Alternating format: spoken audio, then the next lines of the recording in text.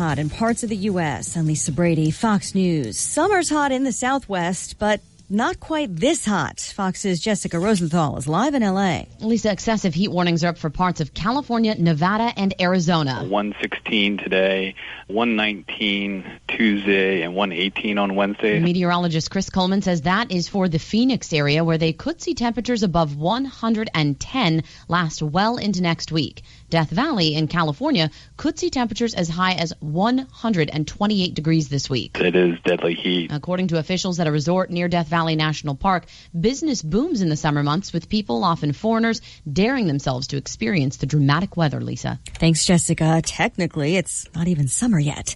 Meantime, the National Hurricane Center tracking 2 storm systems in the Atlantic. Fox's Evan Brown, live in Miami. Lisa, one is a low-pressure system off Mexico's Yucatan Peninsula, which is forecast to move north towards the Louisiana coast over the next few days. Dennis Feltgen is at the National Hurricane Center. Gradual development is expected today through tomorrow as it moves across the southern and central Gulf of Mexico, and a tropical or even a subtropical cyclone is likely to form. And while not officially a tropical depression or storm, they've posted warnings for the Windward Islands and parts of Venezuela due to another system that is moving into the Caribbean, Lisa. Thanks, Eben. A record finish on Wall Street. The Dow up 142 points to 21,526. That's a new high. The S&P also with a record close. The NASDAQ higher, but no record. The market's not rattled by the latest terror investigations in Europe. In Paris, a car slamming into a police vehicle near the Champs-Élysées shopping district today.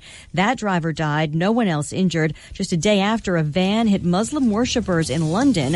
That driver's in custody. Fox News, fair and balanced. If you run your own business, when you're not on the job, you're on the road. In your van. Signs that say detour and do not enter are just plain bad for business. Well, here's a sign that's great for business. It says 0% financing and up to 2 years complimentary scheduled maintenance on Mercedes-Benz Sprinter or Metris vans. Powerful, capable, and affordable. That's Mercedes-Benz Van Power. With pioneering safety technologies and low total cost of ownership, Mercedes-Benz vans are the right choice for your business.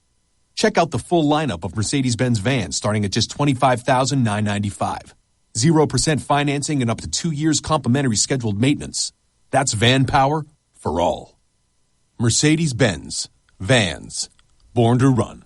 Starting at price refers to base model Metris worker cargo van. Excludes all options, taxes, title, registration, transportation charge, and dealer prep fee. Please see your dealer or go to mvvans.com for further details and exclusions. It's election eve in Georgia, where the runoff in a congressional district has national attention. With campaign spending expected to top $50 million, the race for Georgia's 6th district is the most expensive in the history of Congress. The Real Clear Politics average of polls shows Democrat John Ossoff with a slight lead of 49.6% to Republican Karen Handel's 47%. That's too close to call, but extraordinary that Democrats are even competitive in a district that favors establishment Republicans. Fox's Jonathan Seri in Atlanta. That race is to replace Republican Tom Price, who's now the Health and Human Services Secretary. There are late reports of possible changes coming for Sean Spicer at the White House. Fox's John Roberts learning that Spicer will likely give up the day-to-day role as press secretary and take on a more elevated position, overseeing all of White House communications. Nothing confirmed yet. A California coroner says actress Carrie Fisher had several drugs in her system, including cocaine, when she died following a trip in December. The report also says they found traces of heroin and ecstasy, but they could not determine when Fisher had taken those drugs. The report does say that Fisher may have taken the cocaine 3 days before her flight on December 23rd. Fox's Michelle Polino. The report does not confirm whether those drugs contributed to Fisher's death. The coroner previously ruled sleep apnea and a combination of other factors as the cause. Another deal expanding the reach of television into social media. Time Warner making a $100 million investment in Snapchat's parent, Snap. That includes creating up to 10 original shows a year for Snapchat, where shows typically run about 3 to 5 minutes. Snap hoping the deal can help convince investors it can attract more advertisers. Meantime, AT&T's deal to buy Time Warner is still awaiting approval from regulators. I'm Lisa Brady, Fox News Radio. Probably not something you want to see. No, I'll pass on that one. Here's your ESPN Radio 3-day forecast brought to you by Chief Bauer. Trust the experts at Chief Bauer Service Experts. To keep you comfortable all year long, call 866-EXPERTS or visit them online at chiefbauer.com. Could get windy tonight, a low of 60 degrees. Tomorrow warmer, high 88, sunny and clear, low of 60. Wednesday, much of the same, sunny and clear, high 88, a low of 69. Right now, beautiful, 81 degrees in Champaign-Urbana.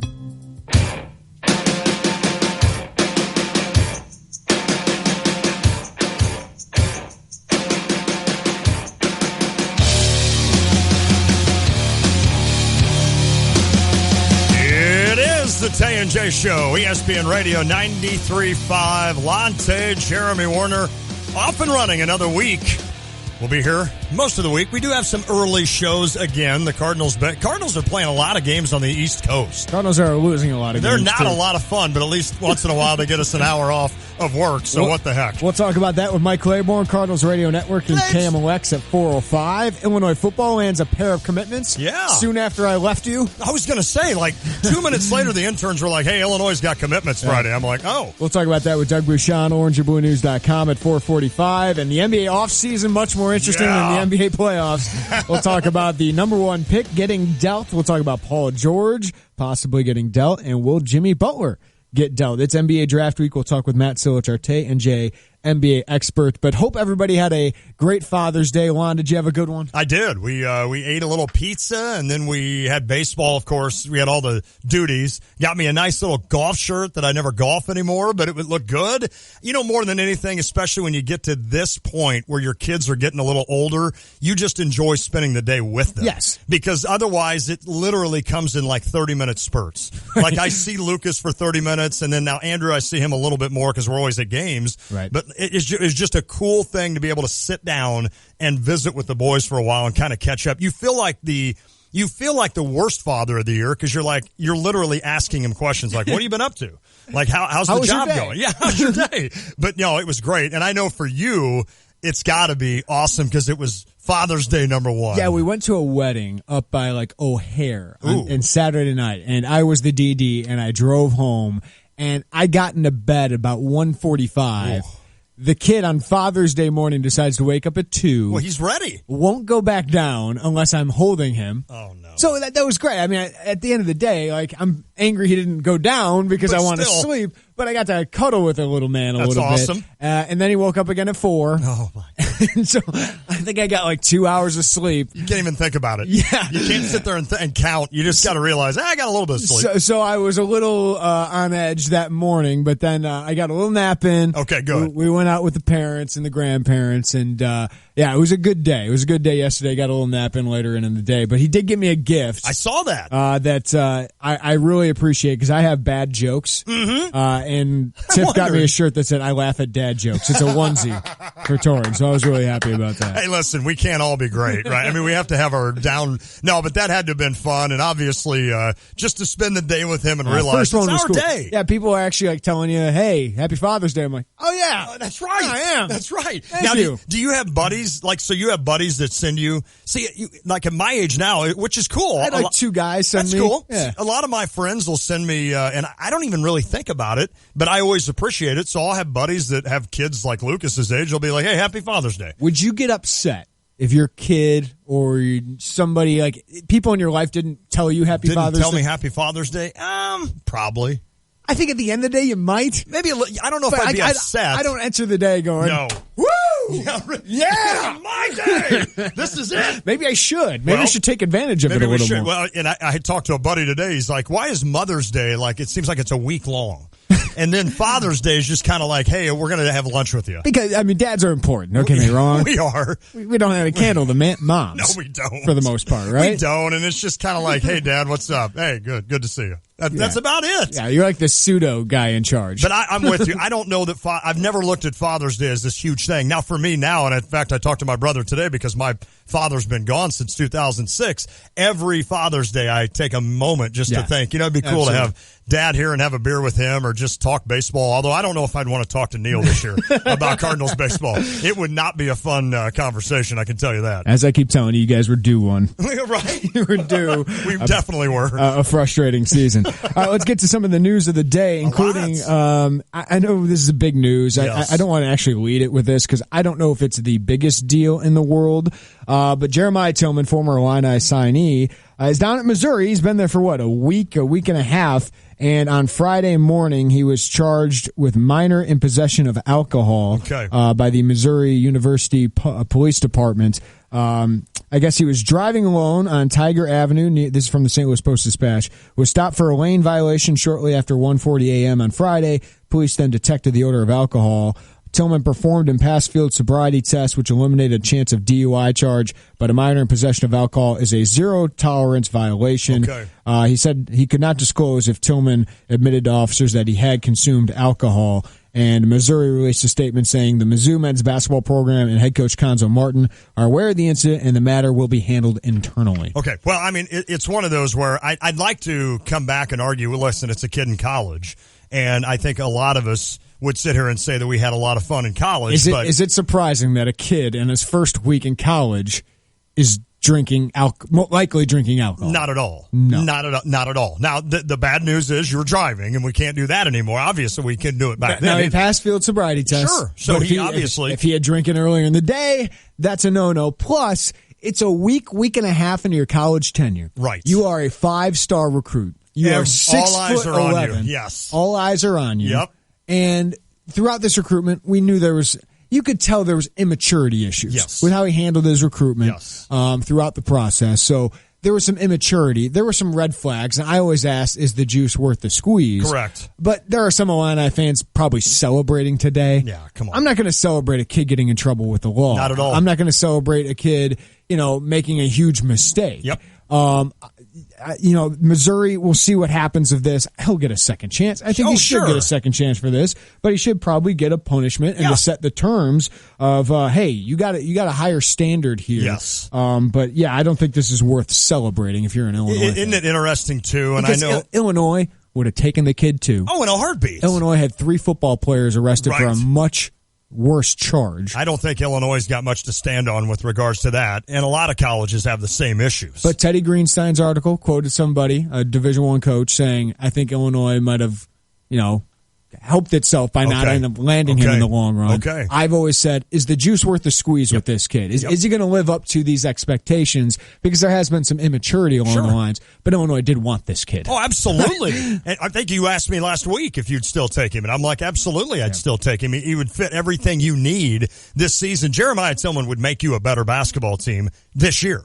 There's no doubt about it if he was at Illinois. Now, as long as he's playing, if he continues to get in trouble, and we'll kind of watch that as you go. But I always do find it interesting, and I know it's part of the situation, a part of the process of being this kind of a guy, being this athlete that you are, that if I'm sure on that same campus, that same night, there was probably another kid at Missouri that got arrested for the same thing, and we don't hear about it. Oh, I'm sure there was an Illinois athlete. Absolutely. On Friday night on campus drinking. Absolutely. Right? So it's just one of those situations where it's unfortunate. It's all over the news. Maybe he'll learn from this. Maybe this is one of those things that if there are some red flags about Jeremiah Tillman, maybe something like this wakes him up. Yeah. And maybe Conzo Martin says, listen, all eyes are on you. Kind of like what we're saying right now. You have to understand now that you are the one. And if anything like this happens, it's all over the news. Yeah. So you really have to guard yourself. And I know that athletes at Illinois and every college, they work with these kids and tell them that you are not the normal student. Whether you like it or not, you're not the normal student. You have to be careful. That's what you sign up for. That's right. When you take that scholarship, you get all this recruiting attention, right? Yep. There's the other side of it, too. If something negative happens, you're going to get just as much, if not more. That's exactly attention for that.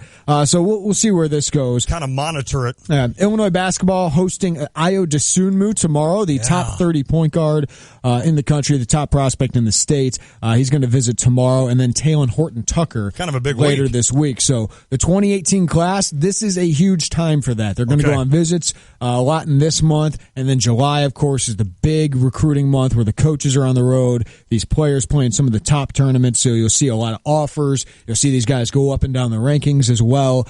So this is starting to heat up. I know we're still focused on 2017 because you just got a new coach, but this is crunch time for 2018 as well. And then, of course, the next cycle would be official visits. But a lot of kids in 2018 like to make decisions in the summer, or they make them during official visits. I don't know if I expect either of these kids to make a decision this week because they're both taking a lot of visits, but it could be big for Illinois just to get them on campus and make their pitch. I think I know your answer, what it's going to be, but I'll ask it for everybody out there. Do you read anything into this with these two coming the same week, coming right away? I mean, this is normal, right? Yeah. This is normal. They've hosted a lot of they've hosted a lot of kids here recently. Chris Payton just came down. Yeah, that's right. Adam Miller out of Peoria, who just got a Kansas offer, by the way, because he visited Kansas. This is when a lot of these visits happen. I mean, they just got out of school. They have time. Their family has time during the summer, so they get out there, and this is all before July, where they're really setting themselves up. So they're going to a lot of their schools that are on the top of their list, like Horton Tucker, I think, is visiting Northwestern tomorrow. DeSumo is going to visit Northwestern this week. So, yeah, they're just lining up their visits, and then they'll probably cut down their list from there. It'll be interesting as you look at next year, like a guy like Mark Smith, let's say. Brad Underwood can go to him and say, this is exactly how I'm going to use you because I know what our roster is going to look like. Not that you don't understand what it's going to look like in 2 years with Io. You have your idea on paper. But you have an idea on paper. And for Io, he's probably sitting there going, well, I'd like to see a year and kind of see how this all develops with some of these guards as well. Not so much in terms of competition, but see how Brad Underwood uses them. But signing day is in November. That's the thing. That's the funny thing. So I do think Illinois has to sell him of how is he getting the ball? Right. You know, because I don't think he's scared of Tijon Lucas. I don't think he's scared of anybody in front of him. But Illinois, if they're selling Mark Smith and Trent Frazier and Tijon Lucas about how they're being used, well, Io DeSumo, like where's he getting the ball? Because he's a ball dominant guard as well. Without a doubt. But if I'm Illinois, I'm saying, hey, if you're here, you and Mark Smith are going to get the ball a lot. You remember about 3-4 years ago where we talked about how many wings Illinois had, and now all of a sudden you don't have as many wings. It seems like so that's where Talon Horton Tucker would come in huge on that wing, obviously, and of course they hosted Tim Finke last week, and it'd be big just to get the first Chicago kid, first in-state kid. Yes. You know, there's a toughness factor to him coming from that Simeon program. And of course, you know, Illinois Simeon's had a nice connection, but to get one of those kids to buy in early would be nice. And I think Horton Tucker, there's a possibility there, but obviously a lot of programs after him, a lot of programs after Finke, a lot after DeSumo. Is there do you hear it all? Because I know you're out there talking. Is there any kind of issue now with the Simeon connection? With Illinois, yeah, I don't think Robert Smith not getting a phone call early on, is going to tell him to, hey kid, you can't go there. Okay, well, I mean, you had Kendrick. Now that's not Illinois' fault. Yeah, what happened with Kendrick Nunn? Then of course with DJ Williams, he just didn't play a lot. Now he decides to leave. So you've had a couple of things happen, and that coaching staff is gone. Yeah, that coaching staff's gone. That's exactly, and that coaching staff didn't even offer Tucker. Right. Which is still, Made I know no sense. We still shake our head to that, but that will be interesting to see these two. This is a big week for Illinois. It just never ends. The recruiting never, ever ends. Illinois football got 2 commitments on Friday. They both announced it within 5 minutes of each other. I got to camp and I got word that Jordan Slaughter had committed, and then he announced it. And right as I was hearing Jakari Norwood had committed, he announces it on Twitter. So 2 nice commitments for Illinois. Jordan Slaughter, a 3-star recruit, had a great camp at St. Louis out of Belleville, Althoff, 6'4", 309. He's added about 25 pounds in the offseason of strength. Really good prospect, and I think he was going to get more offers if he would have continued this process. He had no other Power 5 offers. Okay. Jakari Norwood, no other Power 5 offers. So every recruit Illinois has so far Illinois has not has had 5 guys without any other Power 5 offers. Now, Robert Rosenthal of Illini Board wrote this well. There's a thing when it's in June, that's different. Right. You know, Kendrick Nunn didn't have any, or Kendrick Green didn't have any Power 5 offers at this time last year. Okay. Right? And then Minnesota offered. If Minnesota would have landed him and, you know, gotten his commitment and then he didn't add any offers because he'd already committed, is that a bad get? No. But also, I mean, it looks that. Yeah. Then it looks like that to the fan. Then there's other players who don't get any Power 5 offers and they play like they don't have any other Power 5 offers. Correct. So it's hard to judge. I think Jordan Slaughter is a really solid get for Illinois. We have him as the number 75 offensive tackle in the country. He's an in-state kid, 6'4", 309, fits what Lovie Smith wants, Garrick McGee wants in this scheme. I saw him up close. He's a legit prospect. Okay. Is he going to be a world beater? Is he Larry Boyd? I don't know about that. Got it. But he is a solid offensive lineman, I think, Power 5 prospect. Jakari Norwood, I haven't seen. Okay. But he adds one thing. Speed. He's a running back. He's right? 5'10", 175, a running back out of Deerfield Beach, Florida, and that's where James Crawford is from Deerfield Beach. He adds speed, and they added two guys who were in between the tackles in the last class, in Rayvon Bonner and Mike Epstein. This kid's going to be used all over the field. Fair enough. He runs about a 4.5 40, ran the 110.7, advanced to state down in Florida, which is obviously a great speed down in Florida. They have a lot of So he had speed. I talked to one of our analysts down in Florida, Corey Bender, and I asked him what he thought. Where do you think he'll be star-wise, rank-wise? He said he's made huge strides in the offseason, and he'll probably be a 3-star prospect. We don't have him ranked yet. He's probably going to be a 3-star prospect out of Florida. His other biggest offer was Bowling Green, but Corey thinks he would have gotten more offers if he would have continued this process. So we'll see. But they got 5 kids in this class so far, but they had more kids that they want. Karan Taylor is probably a headliner in this class. Don't have that headliner yet. You haven't beaten anybody, and there is something to that. When you're beating other schools for good prospects, like an Owen Carney, like a Bobby Roundtree or Kendrick Green or Ricky Smalling, that's showing that, hey, that kid's probably going to be good.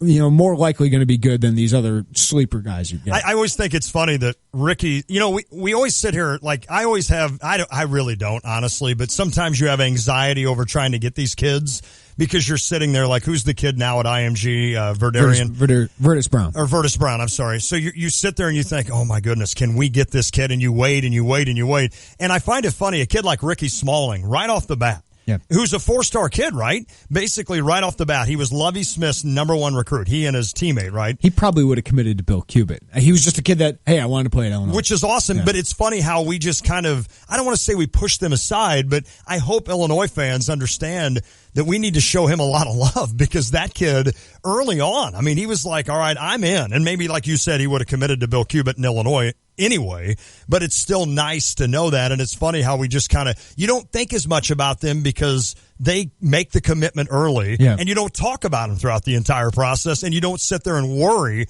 where are they going to end up going to school. So people ask me, well, what's this mean? They're not getting anybody with Power 5 offers. I mean, yes, it's showing that, hey, they got some work to do in this class.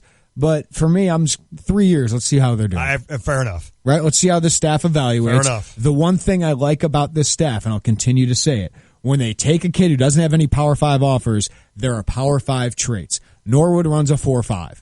That is Power 5 speed. Got it. Jordan Slaughter is 6'4", 309. He's got the look. That is Power 5 size. I saw him up close. He's got Power 5 athleticism. Okay. Julian Pearl is 6'6", 245 at this point. Right. But he might be closer to 6'7". That is Power 5 length, right? Karan Taylor's got Power 5 traits. Got it. So those are the things you look for. You don't want a 5'9" kid who runs a 4.6 or 4.7 40. We beat it in the ground, and I think everybody that knows anything about football understands that if you're going to be good, it's got to be on the line. You have to be good defensively and offensively. That said, it seems like they're recruiting a lot of offensive linemen. But they need them.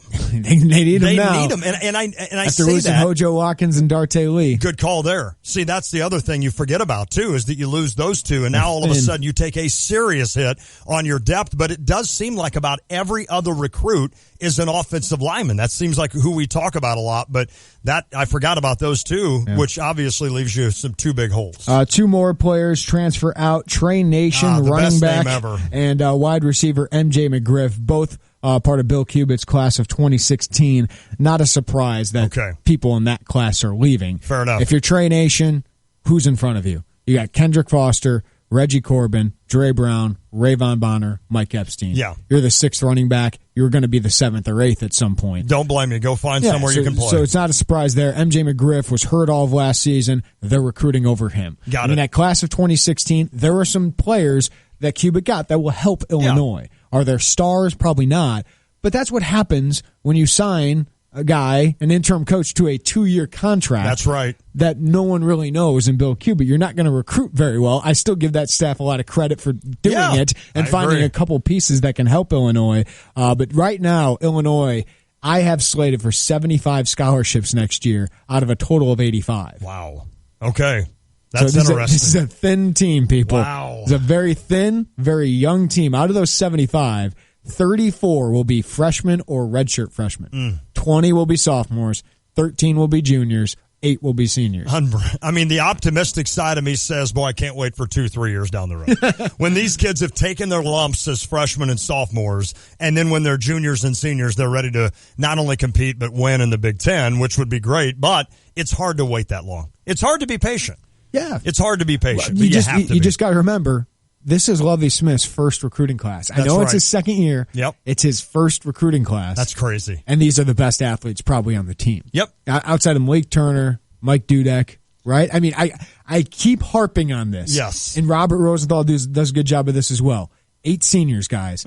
4 of them are probably Big Ten players. That's crazy. Right? 13 juniors. How many of them are legit Big Ten players? Right. And you can't expect, even if it's a good recruiting class, for these freshmen to be stars right away. Not at all. Not at all.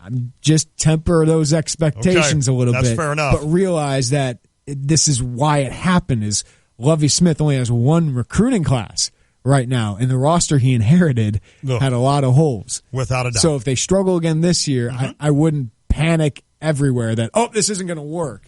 Because there's just not enough time. Just enjoy your tailgating another year. All right, enjoy your tailgating another year. Surprises. Yeah, you never know. You never know. Maybe they can beat the odds in Vegas and make it happen. All right, if you want to weigh in, 217-359-2255. When we come back on, I want to ask you how much U.S. Open you watched this weekend. Okay. And we'll talk about your NBA team. Not often, besides the St. Louis Cardinals. Well, I shouldn't say that because the Blues we talk a lot about. But my 2 other sports, being the Sixers and the Arizona Cardinals, we really don't talk a lot about.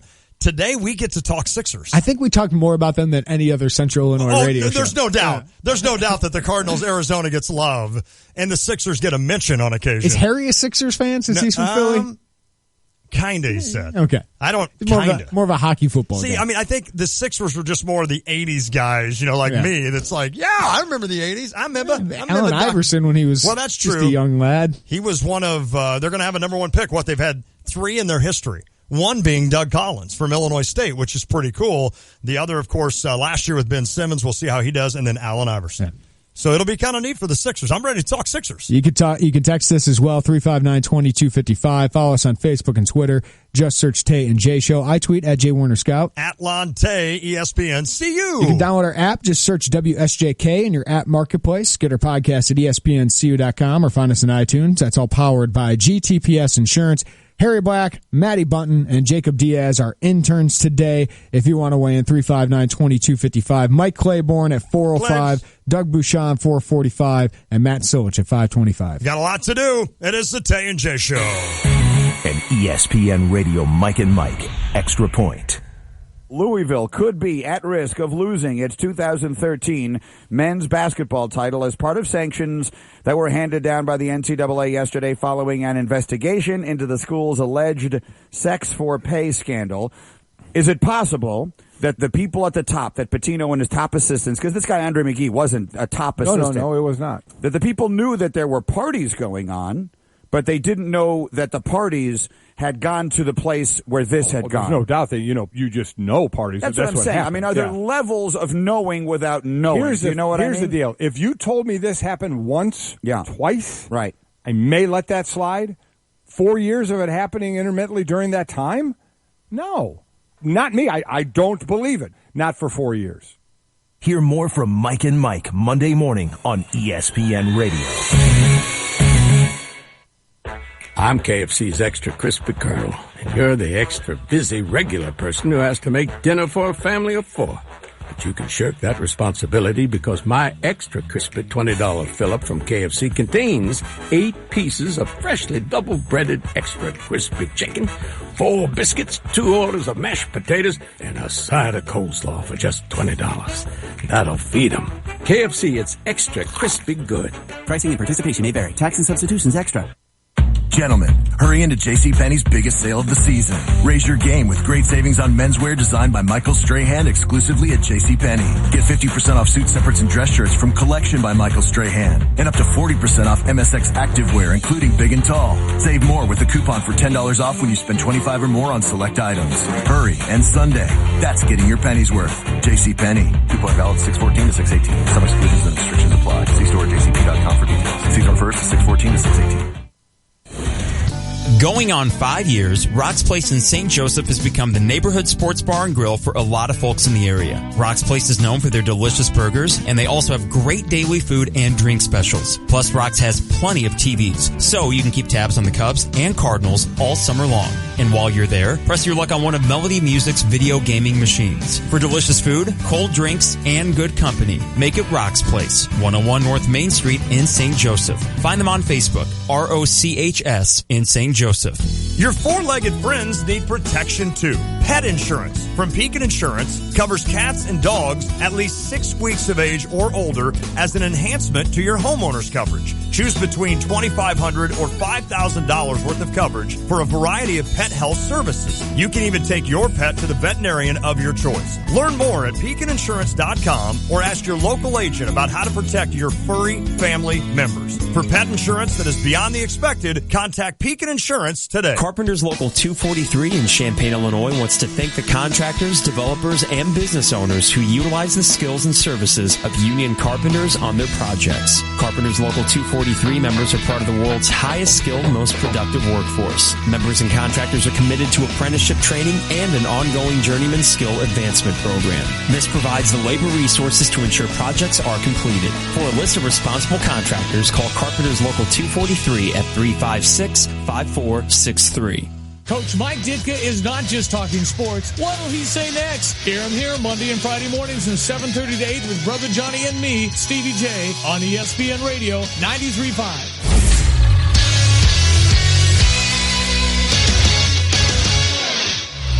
3:31. I'm Jeremy Warner with your Sports Center update, brought to you by State Farm agent John Kaywood. Find out how the benefits of life insurance can live on for your family. Call State Farm agent John Kaywood in Champaign at 217-367-1105.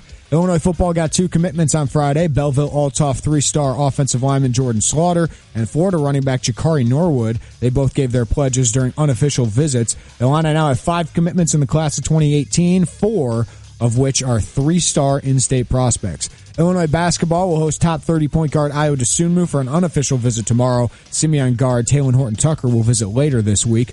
Former Illinois signee Jeremiah Tillman arrested 142 Friday morning for underage possession of alcohol. Tillman was pulled over for a lane violation and officers smelled alcohol. Tillman passed sobriety test, though. Missouri coach Konzo Martin said the team will handle the matter internally.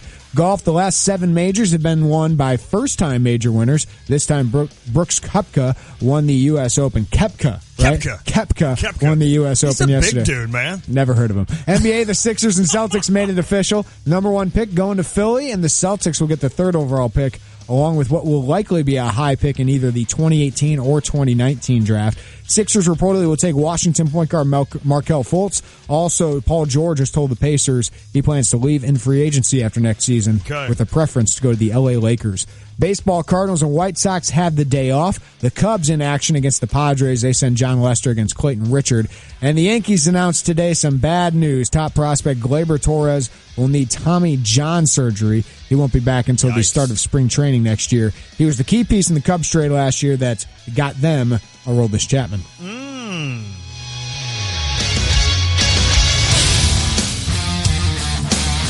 Hey, Stephanie Pratt, the realtor that rocks with Coldwell Banker, the real estate group, is hooking you up with a master-built smokehouse.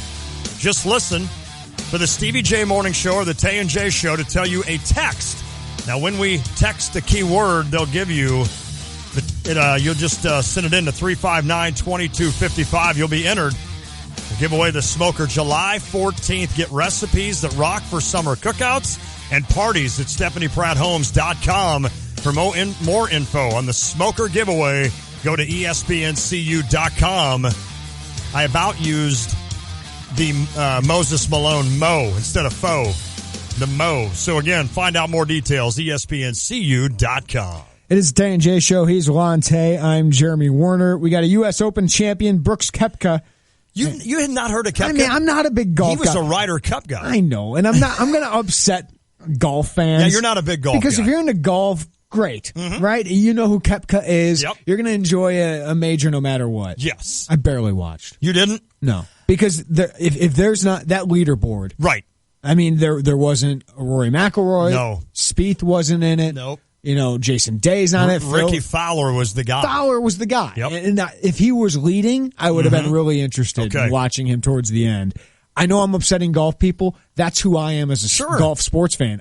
It's like the NHL. I'm probably not watching unless the Blackhawks are now Blues are involved in it.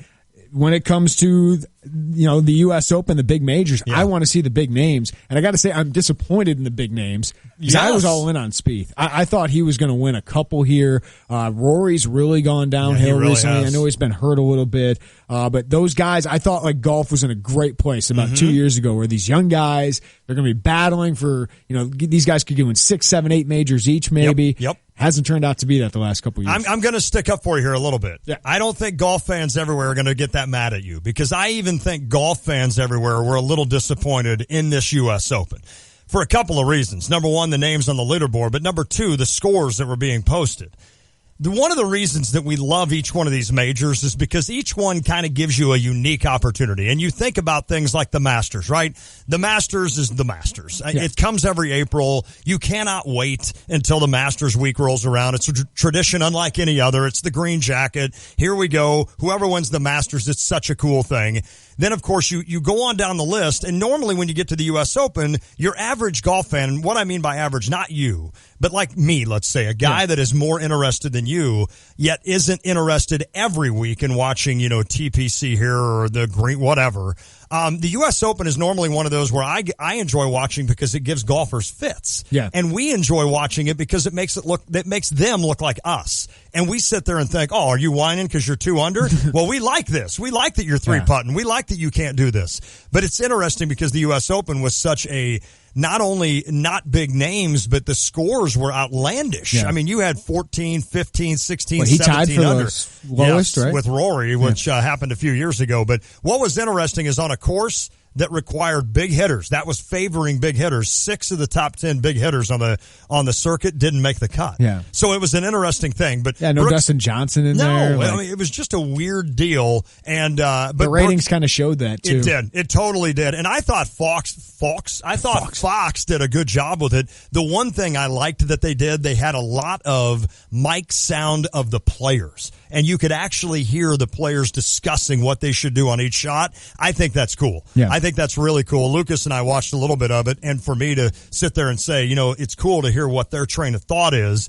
going into a shot here. Do I cut a sand wedge or do I just hit full whatever? It's pretty neat. What sport does that best? Like the in-game live mic, because sometimes you'll just hear the live mic. Like happens a lot in the NBA. Like I know they got to take certain things out, right. but they'll show like a highlight of it, and they're just like, "Let's go." It's like, doesn't give me anything. Not that exciting. Now, like when they go to the coach in the huddle, yes. like sometimes you'll hear Kerr. Like they'll wait a couple minutes to make sure they, the other team doesn't get this information and pass it down to their bench. But yeah, that stuff can be really good. It's cool because we don't get that. Yeah. We don't get that unless you're sitting front row, right? But I would say I feel like baseball should do that. Baseball should do it. I think they should do it more. Take us into the game. No, you can delay it. Yeah. Right? Like you delay it a couple innings so it doesn't affect the game. But if you got to hear a pitching coach, what he's saying, or what a manager's saying to a pitcher, Amen. Or a hitting coach is saying to a hitter, or whatever it is right before, I think that'd be really cool. I think they should mic up a player every game. I really do. I don't think it would be that hard to put a mic on a player every game and have one camera devoted to him and just hear snippets throughout the game of what they're saying. And maybe not every game, but like a national game, they should mic up somebody. So I think golf does do a pretty good job of that. And it was pretty cool seeing that. But again, I'm going to stick up for you. I don't think a lot of even avid golf fans were that fired up about that leaderboard at the U.S. Open. Now, that said, Brooks Koepka has won about 5 times on the European Tour. Young kid, right? He's a young kid. He's built like these kids now. And doesn't this just scream... Got a new girlfriend. Yes, he does. He's got a new girlfriend. Joe Buck's producer did not let him know about it. No, he didn't. I started laughing at that.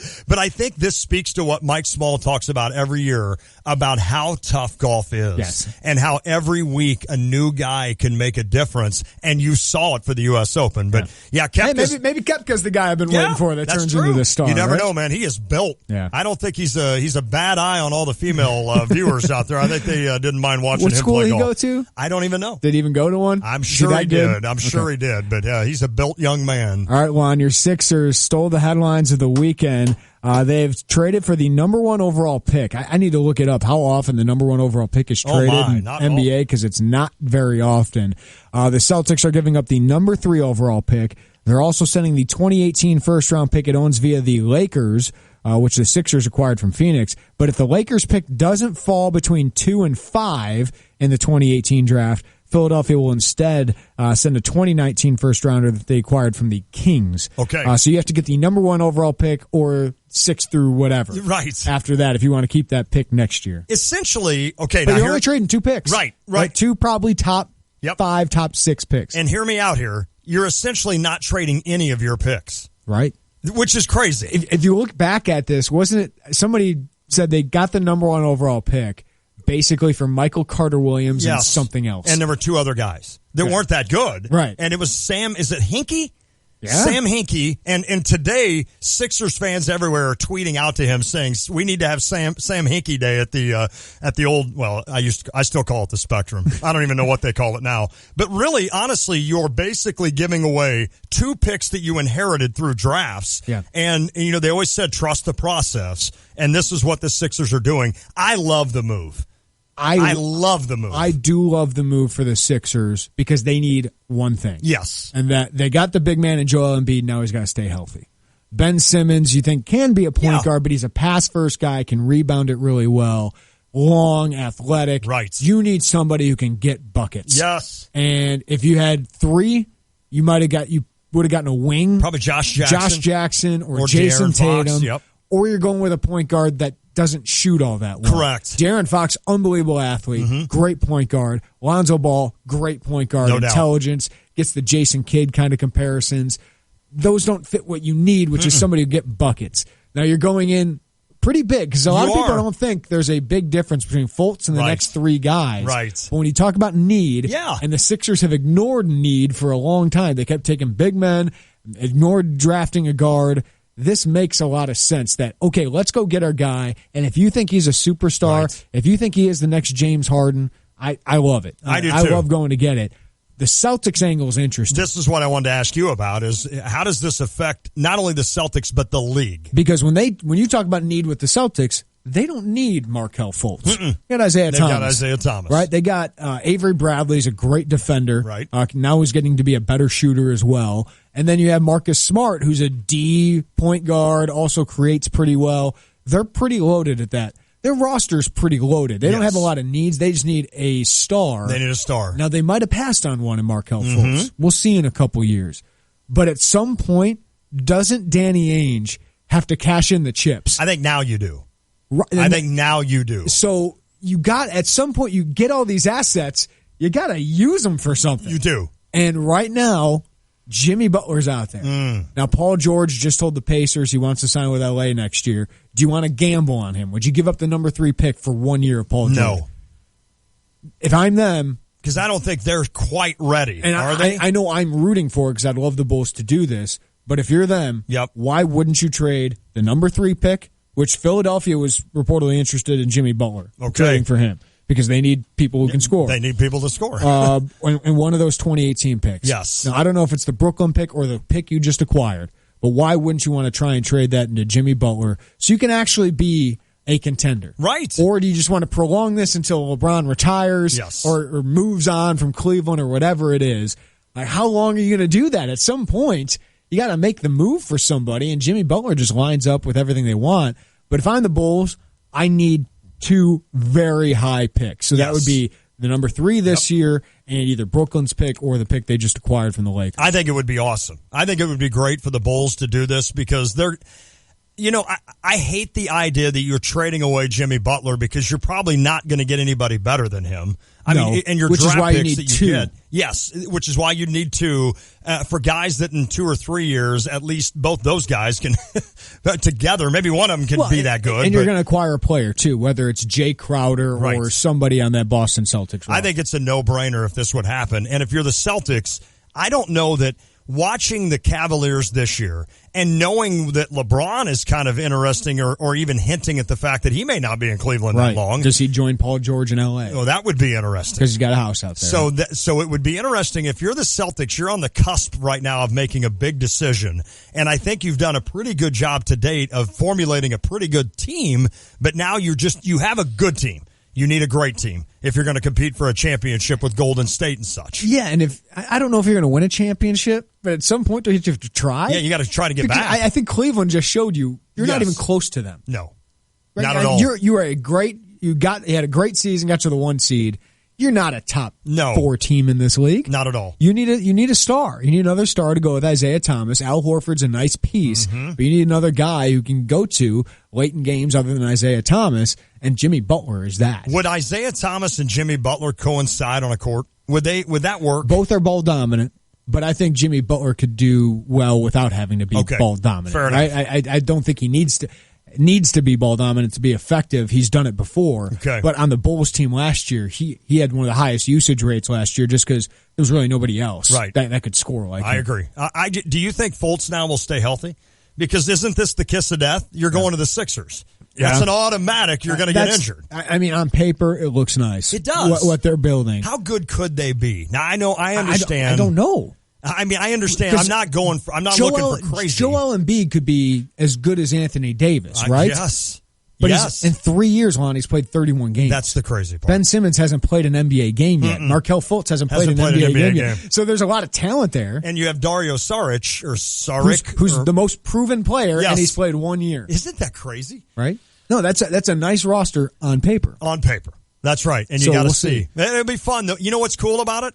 And especially if the Lakers decide to become players and they get Paul George and they get Ball and all this starts to happen, guess what we could get back to in about 5 years? You get back to the 80s. Celtics. You get back to the Lakers, Celtics, where the Sixers are halfway decent as well. Yeah, there you go. Hey, look at that all the old people out there. We finally get our NBA back. Make the NBA great again? The Vertical, this is from a texter, had an article that the Celtics are wanting to acquire Anthony Davis. Ooh. I want to acquire him too. Well, right. I think everybody would love to have Anthony Davis. Now you put yourself in that position where you can acquire a superstar, but how long are you going to wait? I mean, how long are you just going to push the can down the road? Because the Celtics will be good. Okay. They're not going to be championship good. No. They need another star, and whether that's Butler, if they get Davis, kudos to them because he is an unbelievable talent. You love him. That is wasting away in New Orleans. No doubt. They need somebody else, but I mean, Davis probably isn't getting traded this year. Nope. Maybe next offseason, you're setting yourself up, and you're going to. I don't know. The NBA is interesting. It is that one league it's all about stars. It's all about names. And it's always interesting to see who's going to go from where to where. I mean, we're even projecting 2 years down the road with LeBron right now. I mean, is it in that way like the NFL quarterbacks? Yes. Yeah. If you don't have the quarterback, if you don't have a quarterback, you're done. You really don't have much of a chance. Now you can find the Detroit Pistons every once in a while. Right, in the NFL, whether it's the Baltimore Ravens, Trent Dilfer, or the '85 Bears, right? Those are rarities, yes, just like the Detroit Pistons of 2005 or 4 were. Without a doubt. Hey, Seth, shout out to him. Brooks Koepka sounds like went to Florida State. Well, that makes sense. So there you go. Right? He looks like one of those kids. I know he lives down in Florida, so there you go. You've been answered. He's a Seminole. If you want to weigh in 359-2255, that's 217-359-2255. We'll talk some baseball. Mike Claiborne, Cardinals Radio Network, and KMOX. The Brewers, we talked about this last week. When do you start taking them seriously? They continue to hold first place in the NL Central. They do. They just continue to hold it, and the Cubs aren't. I mean, they're winning, but not doing enough to overtake the Milwaukee Brewers. This will be interesting, and the Cardinals just get worse and worse. And that pitching staff now is going downhill. Except for Carlos. Carlos is really good. He's really, really good. And Claibs brought this up the last time we talked to him about moving a guy like Michael Walker to the bullpen. I think it's inevitable now. I think you have to do this. Bernie Micklitz wrote an article today showing his first time through an order compared to his second time. It's ridiculous. Mm-hmm. The ERA in the first time, and I know there's all these other stats that I won't bore you with, but his ERA his first time through the order is like 2.35. The second time through is 15. I mean, Michael Walker just cannot sustain for an entire game for even 6 innings. He can't do it. When's the Luke Weaver call-up happen? I don't. It's got to be soon, right? Yeah. Michael, take off. Go be our what did I call him? I called him Travis Miller. Did you mean Andrew? I meant Andrew Miller. I thought you might mean Travis, because comparing him to Andrew Miller is pretty high praise. No, that's there. very high praise. But, he's more associated with Travis Miller. Former top prospects that struggled as starters that end up being relievers. That could be. So I guess I love how we always do take somebody that's really good and start to compare him to that Markelle guy. Fultz is going to be James Harden. Yes, right? he is. Yeah. Why wouldn't he be? Why I hope. All right, if you want to weigh in, 359-2255.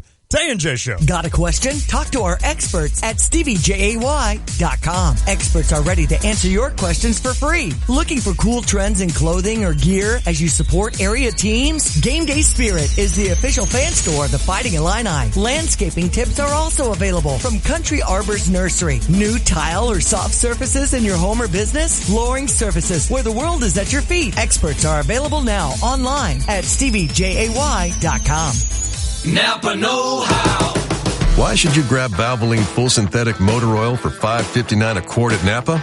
2 words. Road trip. To see the biggest ball of twine or a crater shaped like Abe Lincoln. Because if your ride isn't running strong, all you're going to see is the side of the road. Valvoline Synthetic Oil, just $5.59 a quart. That's Napa know-how. Napa know-how. General states pricing. Sales prices do not include applicable state, local taxes, or recycling fees. Offer expires 6/30/17. Hey, what are we doing for your birthday party this summer? Well, I was hoping to have a cookout like last summer. What? Don't you remember all those mosquito bites we got last year? Good news, girls. Not only is Prairie View taking care of everyone's dandelions, now I'm going to take care of all the mosquitoes, too. Yay! Enjoy a bug-free summer. For all your mosquito control needs, call Lindy at Prairie View Landscaping and Turf Management at 355-9422. That's 355-9422 for mosquito control from Prairie View Landscaping. During warm weather, you need your AC to keep you cool. See your Champagne CarX man right now for an air conditioning performance check starting at $29.99. At CarX Tire and Auto, we can handle everything your car needs from maintenance to repair. And we'll get your air conditioning running perfectly just in time for summer. So don't sweat it. See your CarX man at any of our 3 Champagne locations for a $29.99 air conditioning performance check. All your car needs is CarX Tire and Auto. Don't worry, call the CarX man. When you're heading home, Tay and Jay are on your way talking sports. Weekday afternoons 3 to 6 here on ESPN Radio 93.5.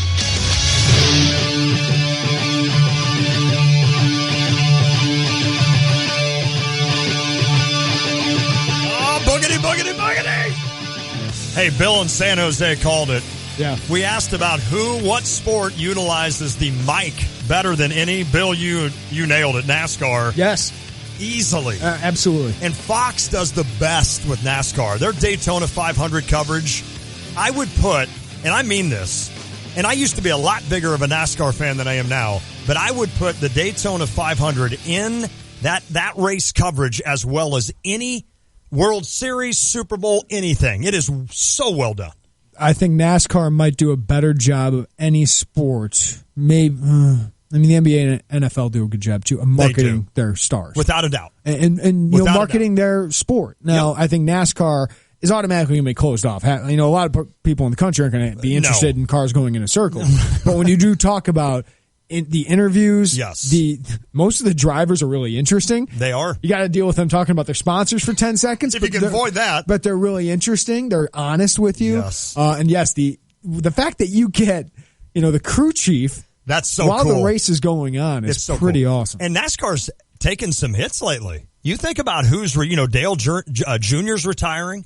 Jeff Gordon retired. Tony Stewart retired. Yep. I mean, you've got a lot of big stars that have retired from NASCAR. So that sport has taken a hit with regards to its stars. And here you are trying to build, kind of like the PGA, you're trying to build up some new guys.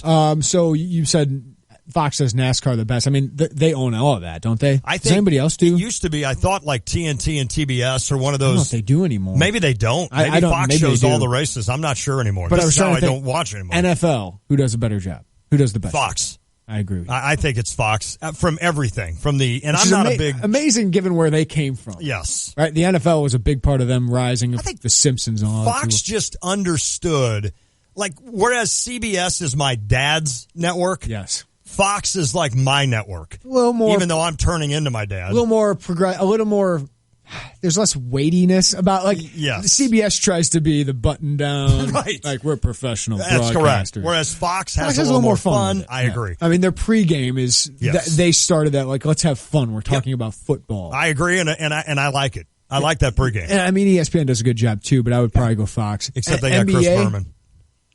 NBA, I love ESPN's in-game broadcasters. Yes.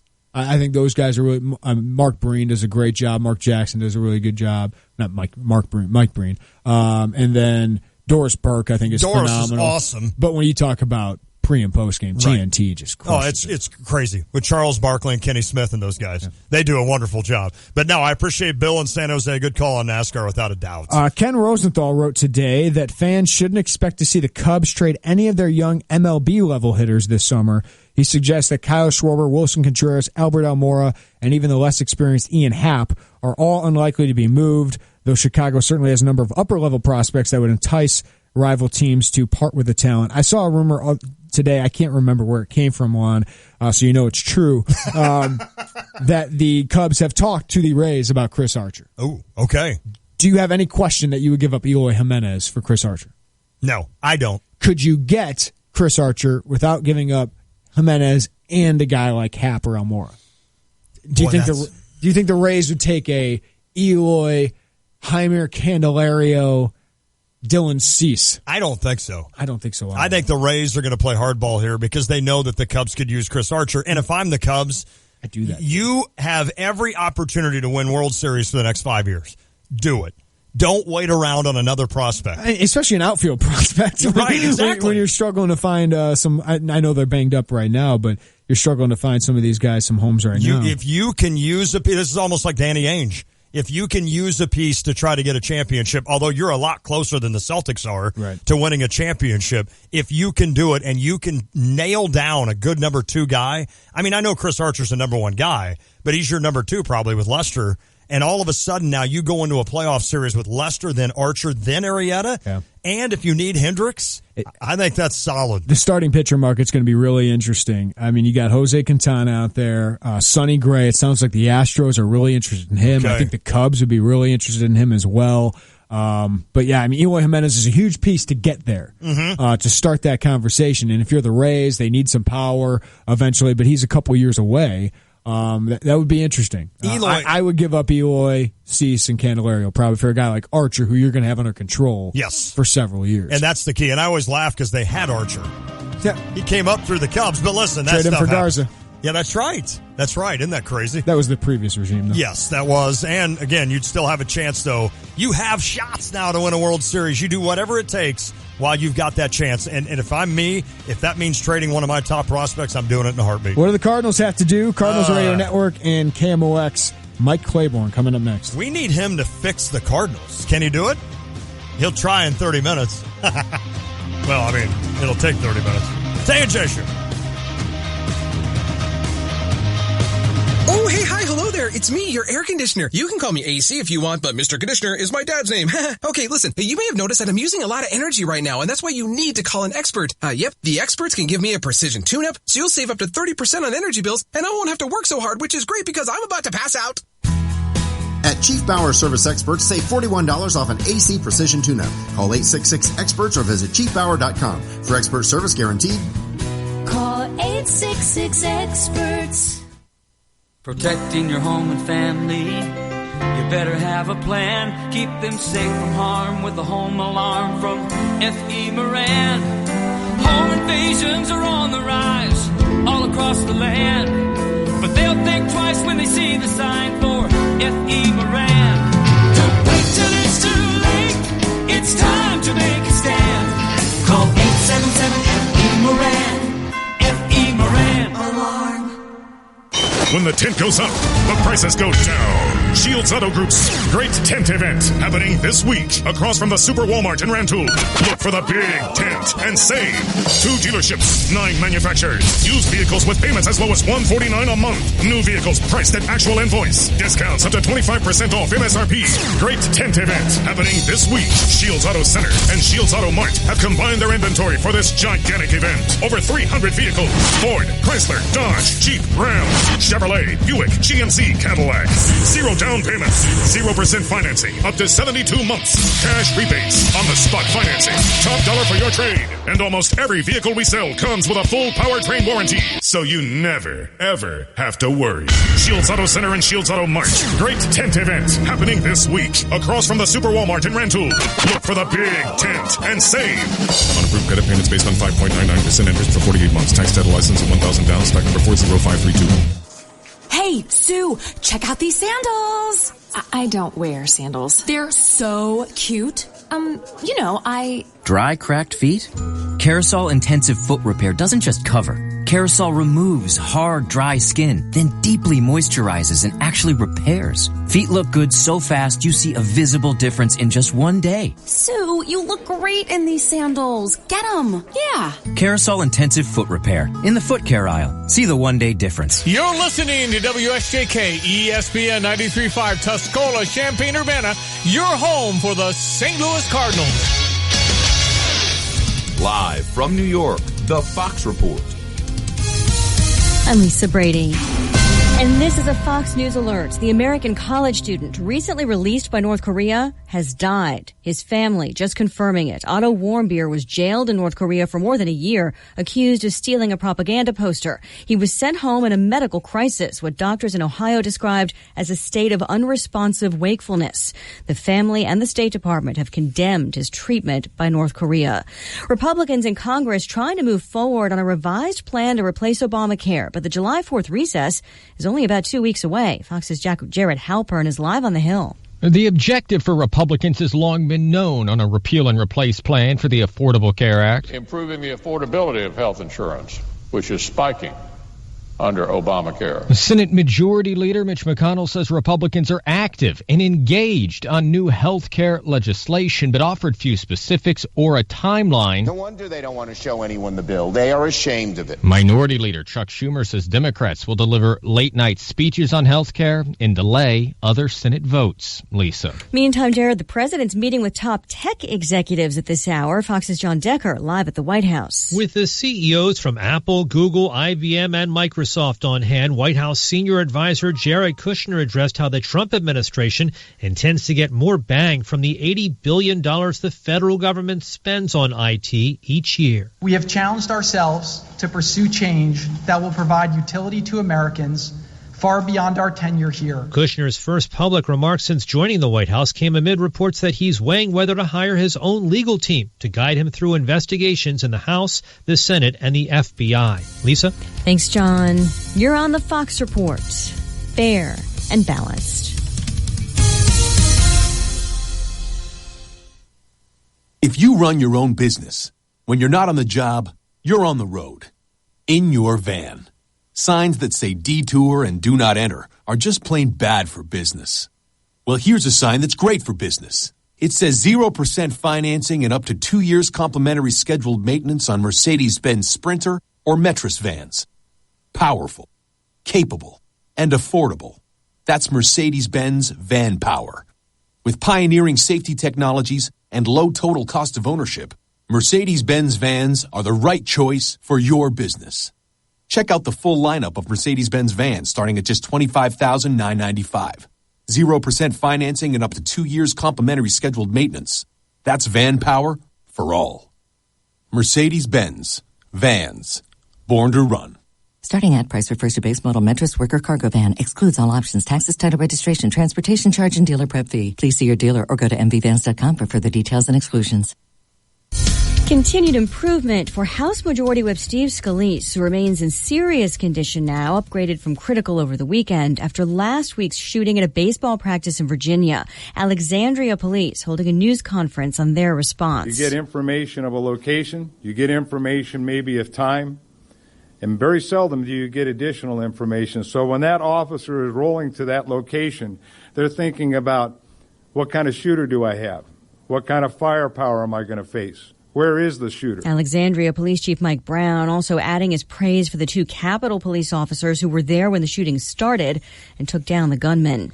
A terror probe over a car attack in London. Police have named the suspect in the attack on worshippers outside a London mosque as 47-year-old Darren Osborne, and he is said to be from Wales. 1 man was killed, 10 wounded when allegedly Osborne drove into a crowd of Muslims after late-night prayers. It's the holy month of Ramadan, and London police have vowed to step up security around mosques. Fox's Amy Kellogg in London. Meantime, a separate terror investigation in Paris where a car rammed a police vehicle today that set off a fiery explosion, killing the car driver. State park officials in Alaska still searching for the black bear that mauled a teenage hiker to death over the weekend. 16-year-old Patrick Cooper was part of an annual mountain climbing race and got lost on the way back down. That's when he phoned his brother and said a bear was chasing him. A park ranger later found the bear guarding Cooper's body and shot the bear in the face, but it got away. New records today on Wall Street. The Dow up 144 points to 21,528. The S&P also hitting a new high, up 20 points. The NASDAQ up 87, but not a record. In New York, I'm Lisa Brady on Fox News Radio. Just making money. So many NBA rumors right now. Are there really? Oh, yeah. Is LeBron None James of them are going to happen. Oh. None of them are going to happen. But it's fun. Oh, it's fun to talk about. It is fun. Here's your ESPN Radio 3-day forecast brought to you by Chief Bauer. Trust the experts at Chief Bauer Service Experts. I got a protein bar in my throat. No, that's all right. Call them at 866-EXPERTS or visit them online at Chief Bauer. At least you're healthy while you're choking. Yeah, my mom brought in... I still haven't had one She yet. sent me the chocolate cookie bars. In fact, I need to get one because guess what? They're disappearing at alarming rates. Well, we like our chocolate cookies. Yes, we do. Tonight, gets a little windy, but a low of 60 degrees. Tomorrow, warmer, high 88, sunny and clear, low of 60. Wednesday, much of the same. Sunny, clear, high 88, low of 69. It's perfect out right now. 82, mostly sunny in Champaign-Urbana.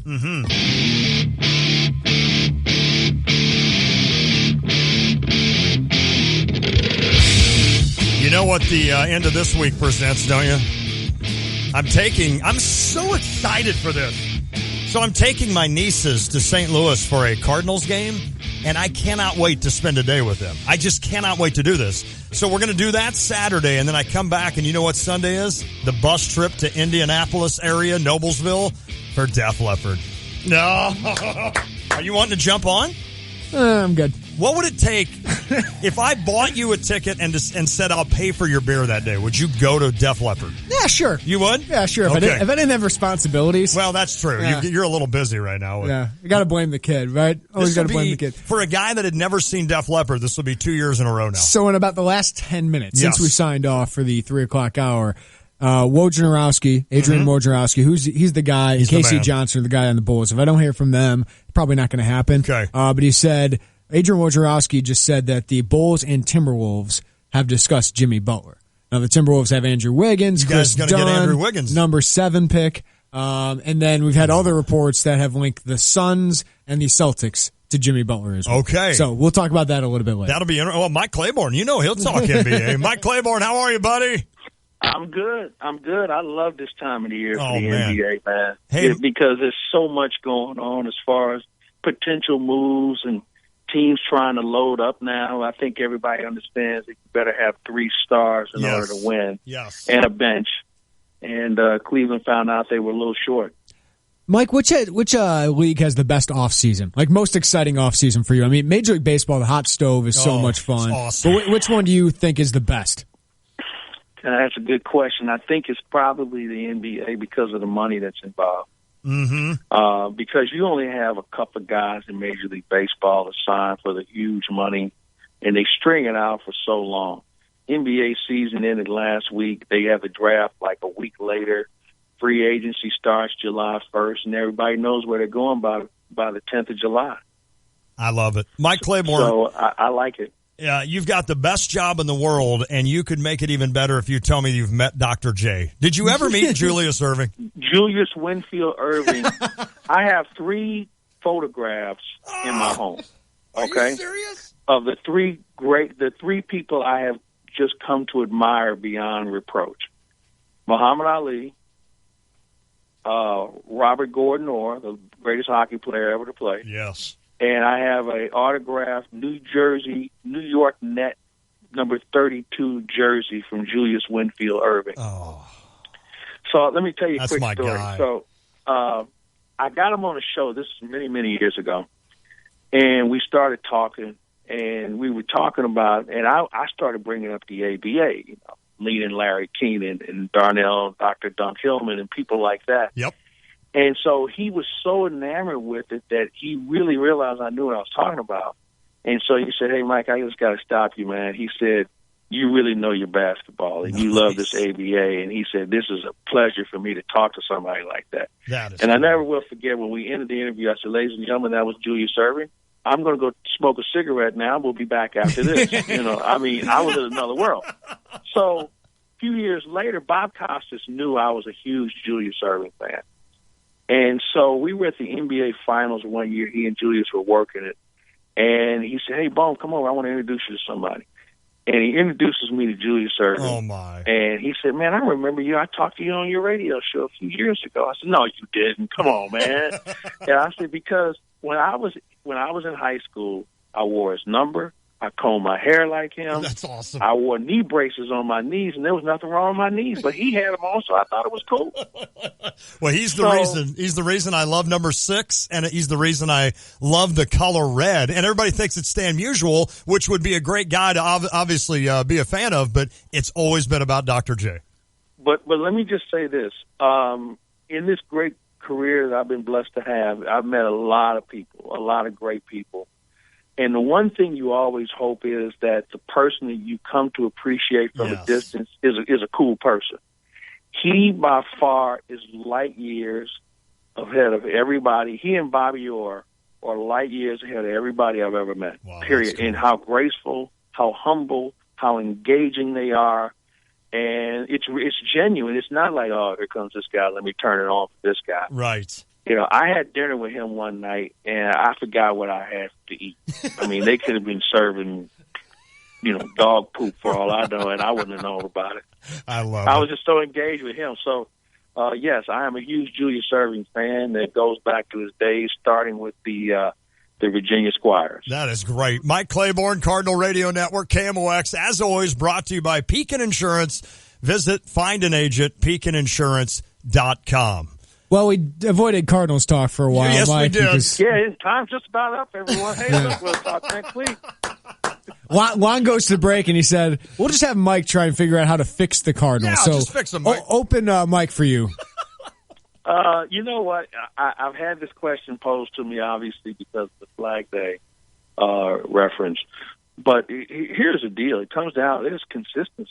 Yeah. I mean, one night you got guys who swinging a bat and they don't have any pitching. One night you have the starters that get you to the 7th and the bullpen blows up. Yeah. One night the bullpen is really good, but the starters have given it up early. And then there are other nights that the defense makes a mistake mentally, and then we have that base running thing that we can't seem to shake. So it's a collection of inconsistencies that has created this situation. And for a lot of Cardinal fans, they've never seen it before. This is new territory. I mean, the fundamentals have just eroded. And I don't know if you guys heard it. I had a chance to visit with Mike Schilt the other day, who's the third base coach now for the Cardinals, who I think is one of the sharp people in the game. He thought there were a number of things that have been created, not at the big league level, but from the lower levels of how the game is taught. Nobody throws anymore, and Chad Huffman made a great point. Chad Huffman, when he left to go play in Japan, he was just an average arm guy, from the outfield. Right. He said that they threw every day in some capacity, and Chad Huffman has the second best arm behind Tommy Pham on the ball club. That's interesting. So I think there's a lot of things. Now, the question is, how do you fix it? And I think that's a $64,000 question. Because it's not like it's not like there's a 3 and a 4 hitter just sitting on the shelf somewhere waiting to be picked up. It's not like there's a middle relief or another closer that's out there that you can get. There certainly is a fifth starter that can help you. So I think you got to just be very careful and don't mortgage the farm. Along with this, what assets do you really have that you can move? Right. Everybody talks about Lance Lynn. Well, Lance Lynn is in the final year of a contract. So whoever takes him is basically renting him unless it's just a place he wants to be. And I don't think Lance is giving the Cardinals till the All-Star break to get something going. And if it doesn't happen then you know what? I think that they're going to have to get in line. I think that this is going to be their opportunity for the hometown discount. And if they elect to pass on that, then they're going to get in line with everybody else to compete for services. But you just don't have that many assets. No. I mean, you can't trade Fowler. You just acquired him. You just signed Piscotty to a long-term deal. Grichuk is killing himself in the minors. Colton Wong has been hurt. Jed Jerko is just a guy. Right. And nobody's going to pay $20 million for a 35-year-old catcher. I mean, Yachty's a great player, but he's great to us more than he is some other teams. Good call. And when you look at your rotation, okay, we already talked about Lynn. You're not giving away Carlos Martinez. Michael Walker, we just don't know about. Right. Adam Wainwright's at the end of the trail. And Mike Leake is in his second year, and he's been a pretty good pitcher for you. Let's move to the bullpen. Trevor Rosenthal, maybe, but he has been inconsistent. And then there's someone who's 34, 35, and he's in the last year of his deal, but that's not going to command a lot. So you really don't have a lot of assets to move in order to bolster this team overnight. Mike, here's what scares me, and I think Jeremy would even agree and stick up for me with regards to this. The run the Cardinals just went on over the last decade was one that is just unbelievable. You know, with the World Series appearances, winning a couple. And I told Jeremy, last year wasn't ideal. This year definitely isn't. And I told Jeremy, I said, listen, I'm going to be patient through this. I think the Cardinals deserve the fact that they had a hell of a run, and now all of a sudden this. But as I look at this team, and as you just even cemented it more as you go through the roster, I don't know that there's a quick fix on this with regards to all of a sudden you get a power guy in the middle, and now all of a sudden you're right back to competing with some of the bigwigs. This could be a pretty solid transition for a while. I'm talking 2-3 years down the road. See, I think 2019. And when you get Reyes back, that's true. I mean, but this could take a little bit longer, I think, than the Cardinal fans want.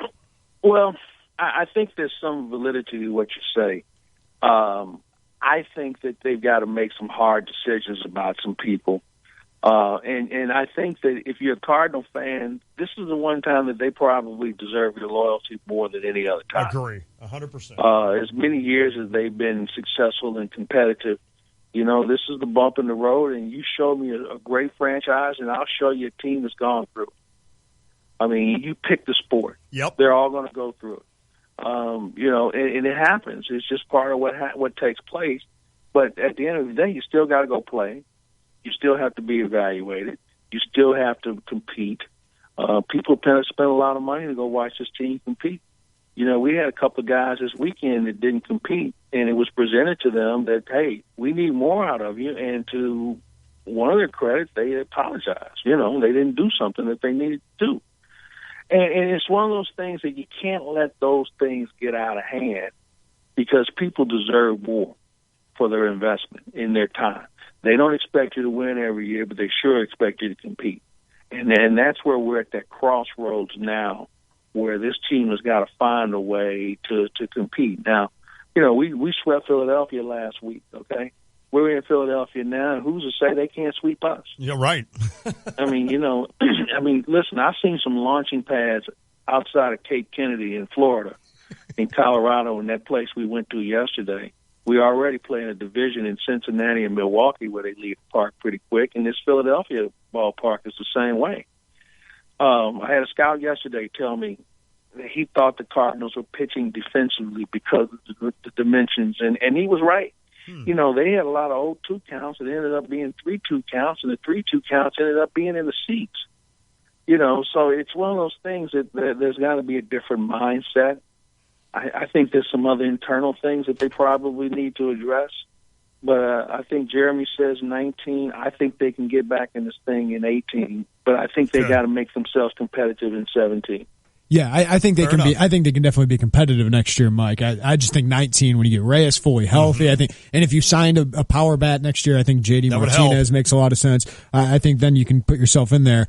You mentioned some internal issues. Mike Matheny is definitely in the line of sight of a lot of fans, a lot of media. I know Joe Sheehan has him ranked the 30th manager in Major League Baseball, which that means there's nobody behind him.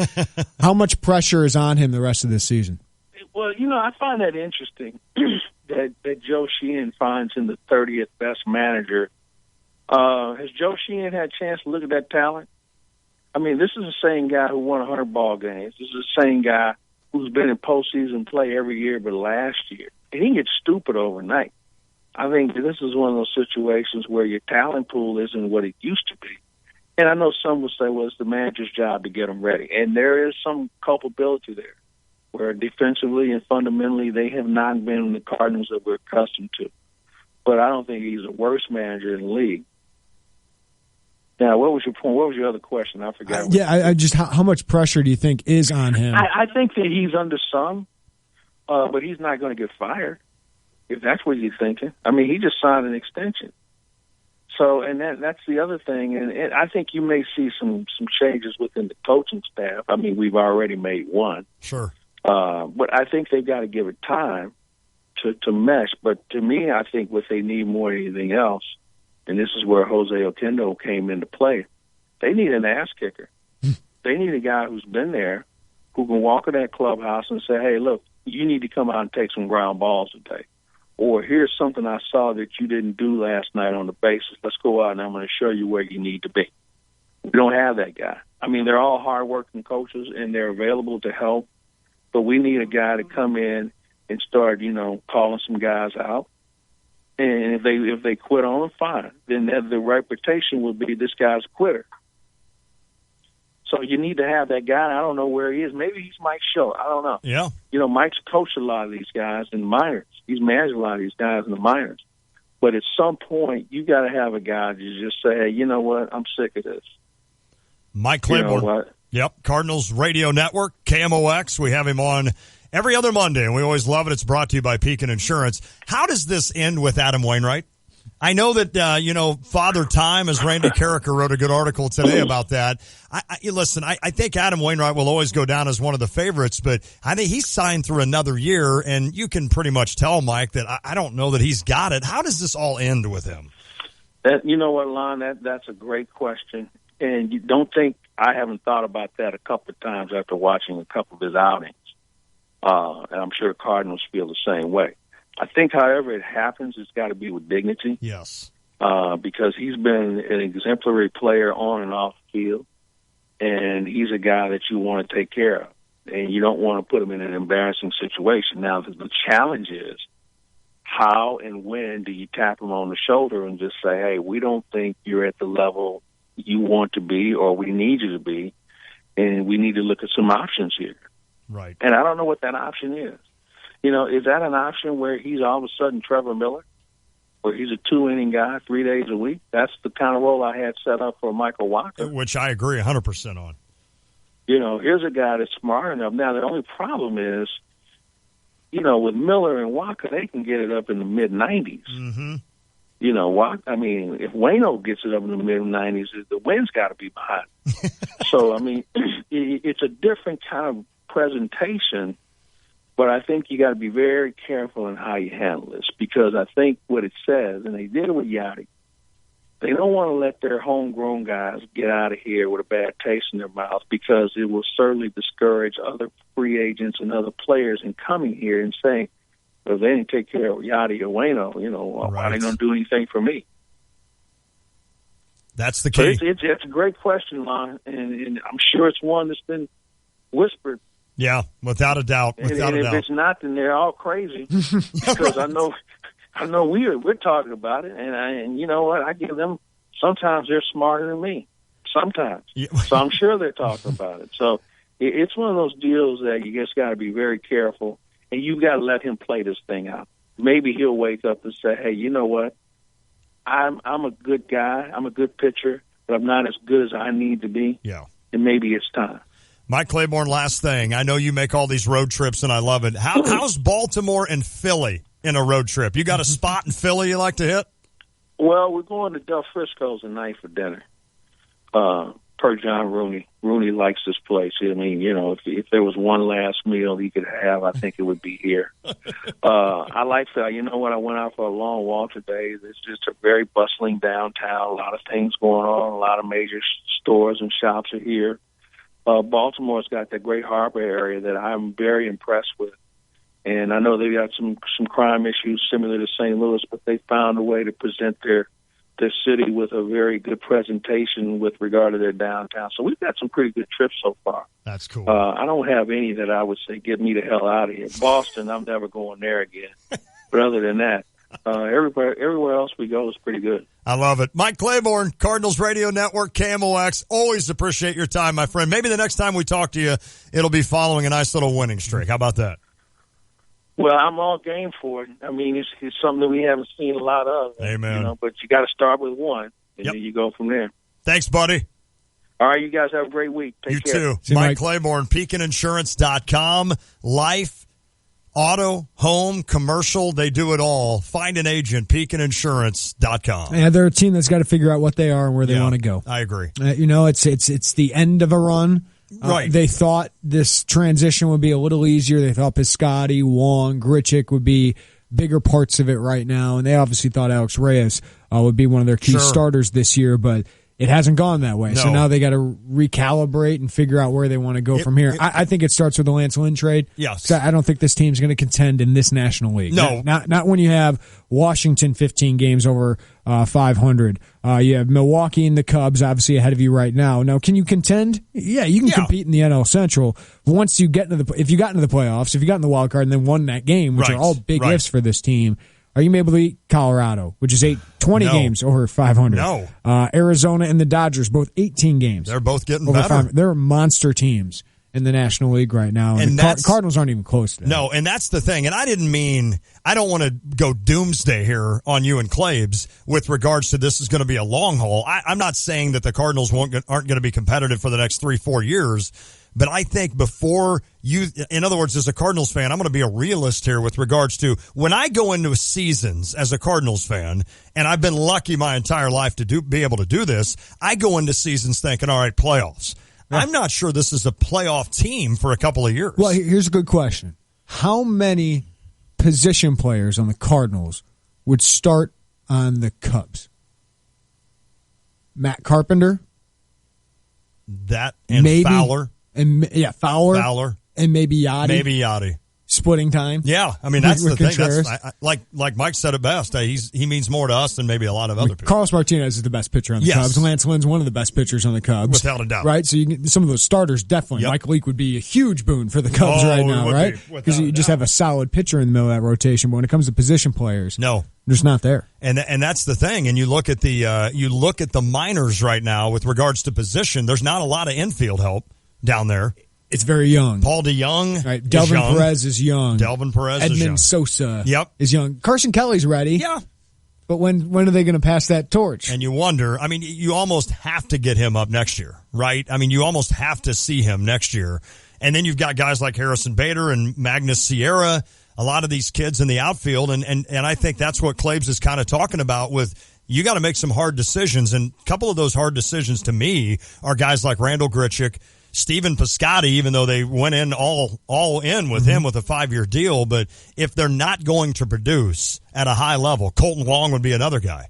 I mean, Ledmus Diaz. These are the questions you sit there and think, all right, these are good players. They're solid major league players, but are they good enough to get you to the playoffs? Yep. So that's something that John Mozeliak and Bill DeWitt and Mike Matheny, they got a lot to think about here coming up. Later on today, we have the DP Dough office hookup. Your chance to win a catered lunch from DP Dough for up to 25 people that you work with. So be paying attention to that. I also got a list for Lante. Oh, no. We'll talk some Illinois football recruiting with Doug Bouchon, orangeandbluenews.com. And we'll try to sort out all these NBA rumors. Okay. Matt Silich, Tay and J NBA expert, going to join us in the 5 o'clock hour. Babe Ruth, is he on the list? No. Is Mike Morgan, the former pitcher, on the list? No. Sean Dunston is not on the list. Vida Blue, would he be on that list? No. Okay. I don't know how well I'm going to do then. I think you'll do okay. You think? Yeah. Have I ever done well on a list? Yeah, sure. I have.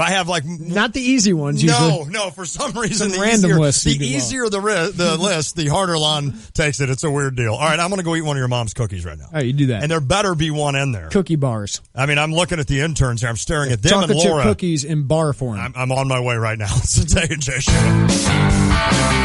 Winning can be fun, and we love giving away free stuff, but we want to make sure it's fair for everyone. So here are the rules when competing to win on ESPN 93.5. No purchase necessary. Prize must be collected within 30 days during business hours, Monday through Friday, 8 a.m. to 5 p.m. at 2702 Boulder in Urbana. ESPN Radio assumes no liability due to circumstances beyond our control, and any prize may be substituted with a prize of equal or greater value. Winners are liable for any taxes, tips, or other miscellaneous charges associated with the prize. All contestants must have a valid ID and social security number. Our judges' decisions are final and reserve the right to end any contest at any time for any reason without notice. In the event that a contestant is found to be ineligible for a prize, said prize will not be awarded. And if you win, we reserve the right to use your likeness or voice on the radio or online, and any winners must wait 30 days to win again. Get a complete list of rules and more information on any contest on ESPN Radio at ESPNCU.com. Those are the rules, and good luck from ESPN 93.5.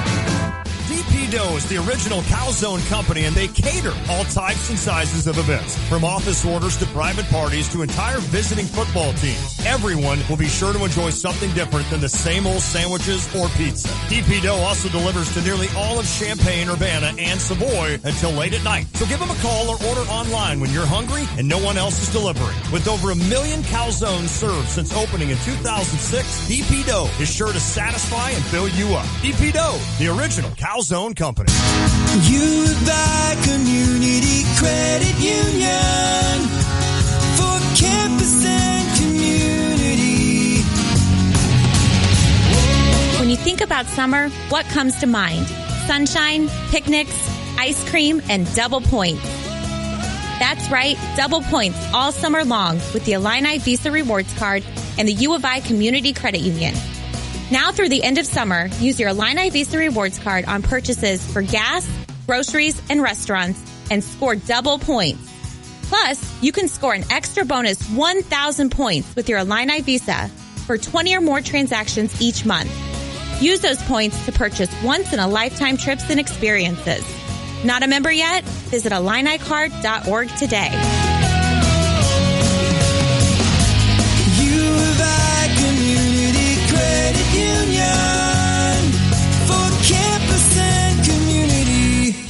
When you're heading home, Tay and J are on your way talking sports. Weekday afternoons 3 to 6 here on ESPN Radio 93.5.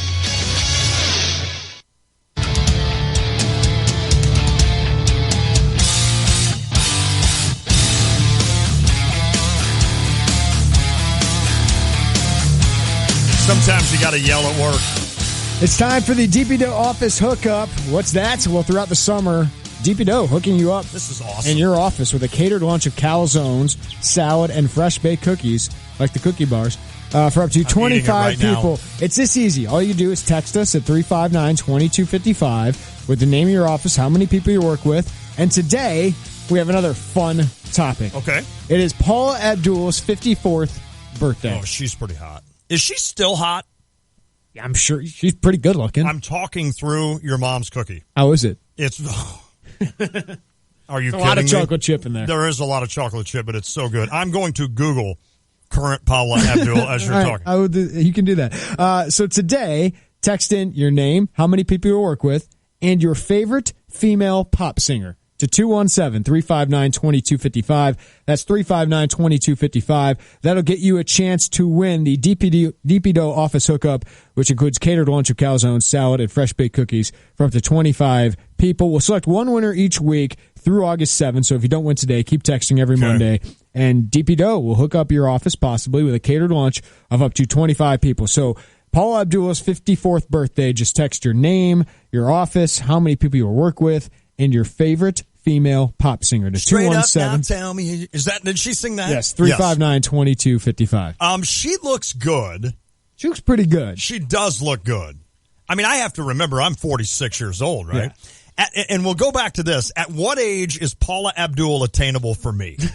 Like when she's 75 and I'm I would 60, say so. Whatever. You probably better have money. I'm guessing. I'm guessing you better have money. I mean, do you think 75-year-old Paula Abdul, when I'm 67, do you think she'd be attracted to me? I think at some point. I mean, you got some games here. I think you could do it. Okay. I mean, we'll see. I'll have to wait. Now I got to wait another 20 years, but I don't know if you want to put that effort into it at that point. For but a 75-year-old Paula Abdul. I've always wondered that my entire life. Somebody that's so unattainable now, at what point do they become attainable? I mean, we all age at different. Yeah. Some of us age rates. decent. Yeah. I think I've aged okay. I think you've aged pretty well. Paula Abdul has aged okay, too, so that's probably going to hurt me in this situation. Oh, well, what do you do? Paula, though. Mm-hmm. I remember old young Paula. Old young Paula. I remember her, too. Straight up now. 4:34. I'm Jeremy Warner with your Sports Center update, brought to you by State Farm agent John Kaywood in Champaign. With the service you get from State Farm, you might think their car insurance costs more, but with discounts up to 40%, you may find it even costs less. Call State Farm agent John Kaywood in Champaign at 217-367-1105. NBA rumors galore around Jimmy Butler right now. Adrian Wojnarowski of Yahoo Sports reports the Minnesota Timberwolves have called the Bulls about Jimmy Butler. Former coach Tom Thibodeau has a lot of interest in Jimmy Butler. Other reports suggest the Cavs are interested in Jimmy Butler. The Suns are interested in Jimmy Butler. And, of course, the Celtics have long been linked to Jimmy Butler, and they just traded the number 1 pick to Philadelphia. The Celtics will get the 3rd overall pick in the draft, along with what will likely be a high pick in either the 2018 or 2019 draft. The Sixers reportedly will take Washington point guard Markelle Fultz. Yep. Also, Paul George has told the Pacers he plans to leave in free agency after next season, with a preference to go to the LA Lakers. Baseball, Cardinals and White Sox have the day off. Cubs send John Lester against Clayton Richard and the Padres tonight. You can hear that on our sister station, US 105.9. Yankees announced today that top prospect Gleyber Torres will need Tommy John surgery. Yeah. Won't be ready until spring training next year. He was the key piece in the Cubs trade for Aroldis Chapman last year.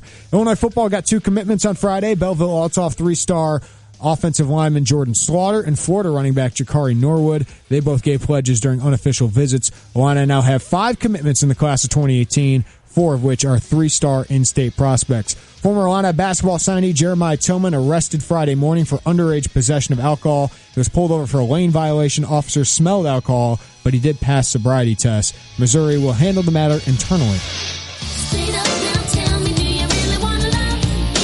I hit that perfect. Didn't she have a bunch of videos of that cat? Yes. Or didn't she have a bunch of videos of that cat? You know what this reminds me of? This is 1992, Lon's senior year of college. You know what I miss? Standing still. The parachute pants? No, a channel with music videos. Right. Like MTV used to be that. Like I was never, even though I grew up in that era, I was never a guy to just sat down. Oh, it's awesome. And just watch videos. Especially with me, like now. I sit with the TV on when I'm like working at night, like typing away. That'd be and perfect. I love having baseball on during that. Like I love having MLB Tonight on during that. But having music videos would be awesome. Let's just do a little more. I guess I could do the YouTube. Please. Then you get her ads. Man, this is good music, kids. You kids in the other room need to take note. That synthesized drum. That's what the 90s were all about. Paula 80s and Abdul. 90s. Good call, Carp, on the Paula Abdul. All right, so, Lon? Yes. I have. Oh, no. Here we go. Oh, man. He's got a list. Jeremy has got a list. He's got a list. Jeremy has got a list. 'Cause we love to go through lists just to mess with the law. This is like must listen to radio now. Paula Abdul. And Janet Jackson. Who's hotter? Paula Abdul, Janet Jackson? Janet. Yeah, I think you're right. Janet. You're right. That's not even close. It's not. That's just because It's Janet's. actually not. Well, Bronson Arroyo last night. Okay. Went to number 9 on the all-time wins list, or the career active wins list. Did he really? He got win number 148. I started laughing of his career. when you said that he went to number 9 all time. Not all time. Wow, I did not know that guy. Of the active career wins list, Bronson Arroyo is number 9. Was he over 500 for his career? He is. He's 11 games over 500. Okay. That'd be about right for him. But I think he just retired. I think he just retired. He's I about think he was to. hurt, right? So he's done. Yeah. All right. So active? top 15 active wins leaders, Lon. So think older pitchers. And there's one guy in his 20s. Bartolo Colon. Number one with a bullet. Yes! 235 career wins. Shout out to the fat people out there like me. Number two, pretty hefty guy as well. Oh, really? Yeah. Rick Russell. No. I'm kidding. Who's a hefty dude out there? CeCe Sabathia. Number two, 230 wins for CeCe. Okay. What if he goes 6 or 7 more years? Wow. You think he could? Might. He might be able to. Would he be a Hall of Famer, or is he just a stat accruer? I think he's a stat accruer.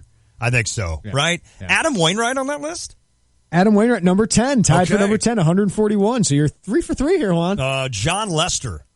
John Lester is not. Really? No. John Lackey? John Lackey, number 3. Okay. No, John Lester is 7. He's 7. I missed him. Okay. So look at Lon, 5 for 5. Lackey 3 at 181. John Lester tied for 7th at 150. Let me think here. This guy just signed a big contract a year or two ago, making a lot of money in the desert at number 5. Ooh. Wait. I was going to say Zach Greinke. Yes. Oh, really? Zach Greinke, number 5, 163. I would not have put him up there. He's 33 years old. Wow, I did not realize that. Not look it, but he's 33 years old. Doug Davis. That's your favorite guy. There's an inside joke there.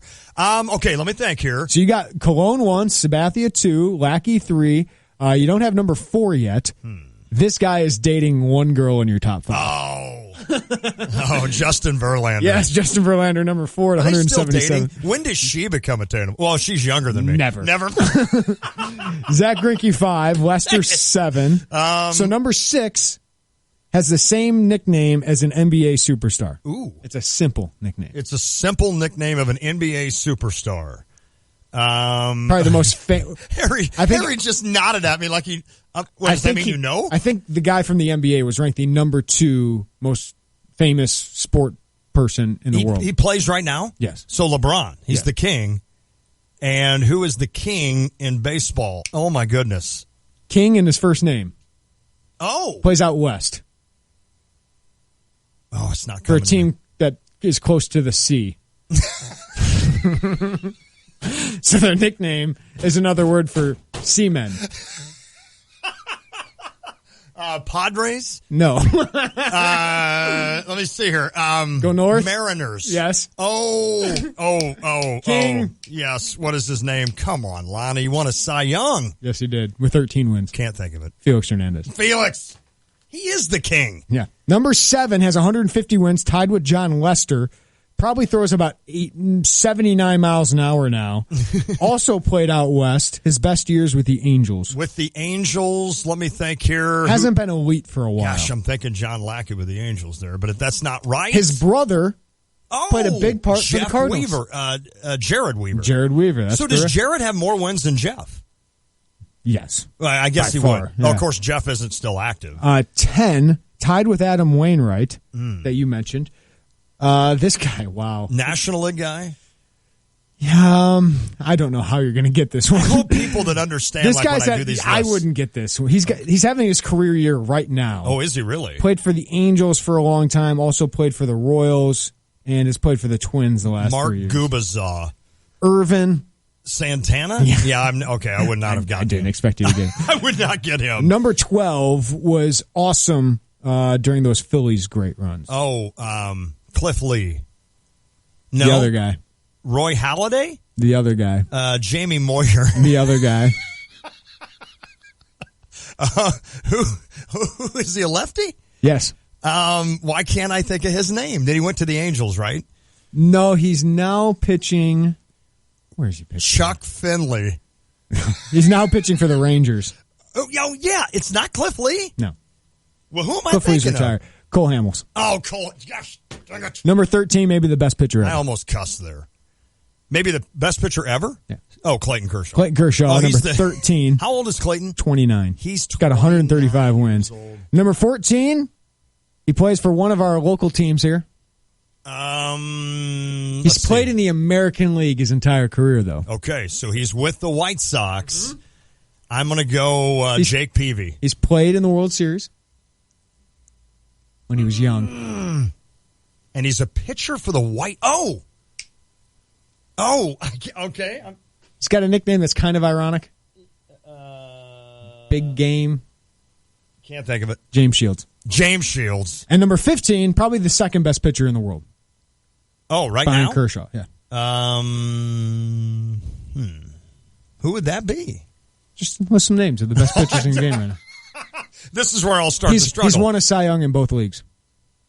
One of the few guys to do it. Oh, my gosh. This is where like, my brain goes Currently in the National League. My brain goes into shutdown mode. He also has 2 different colored eyes. Okay, I didn't know that. What is he, a cat?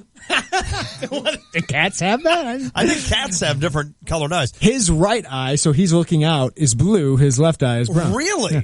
Is it Bumgarner? No. No. Who am I forgetting? Oh, this is so hard. I don't know. I'm giving up. Max Scherzer.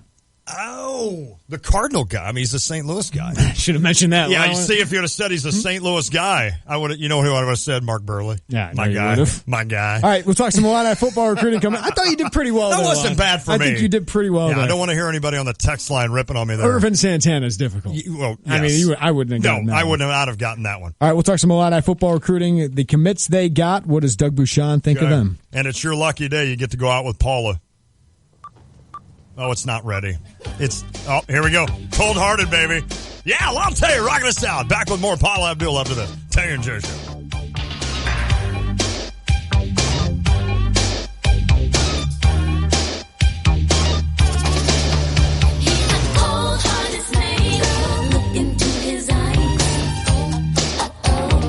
ESPN Radio Sports Beat. From Charlotte, here's Dari Noka. This is the absolute, without a doubt, perfect example of the NBA's biggest problem, lack of competitive balance. Paul George tells the Pacers he will not play there beyond next season. So, where is Indiana apparently looking to send him? Cleveland, the 3-time defending Eastern Conference champions, with whom Indiana happens to share a division, no less. The two franchises have apparently discussed a deal. The Pacers are looking at trading a top 10 player in the NBA to the one team in the East who's already untouchable by everybody else within the Eastern Conference. And sure, they might get either Kyrie Irving or Kevin Love, more likely Love, for him, but Cleveland would still be better with George than they were before, and Indiana would certainly be worse without George than they were before. The gap would widen between Cleveland and Indiana and Cleveland and everybody else in the East. For at least 1 year anyway. The hope for Cleveland would be that he'd love chasing that ring so much that he wouldn't then bail for the Lakers after one season. And even if he does, it's one more season of a worsening competitive balance problem. In 60 seconds, the top pick caliber player who's saying what others should be saying. You check things all the time, like your email every 10 seconds, or your ex's Instagram. But what about checking something as important as your credit? Well, Discover makes it quick, easy, and best of all, free. Discover is now offering FICO credit scores to everyone for free, even if you're not a customer. And checking your score won't hurt your credit. We call it the Discover Credit Scorecard.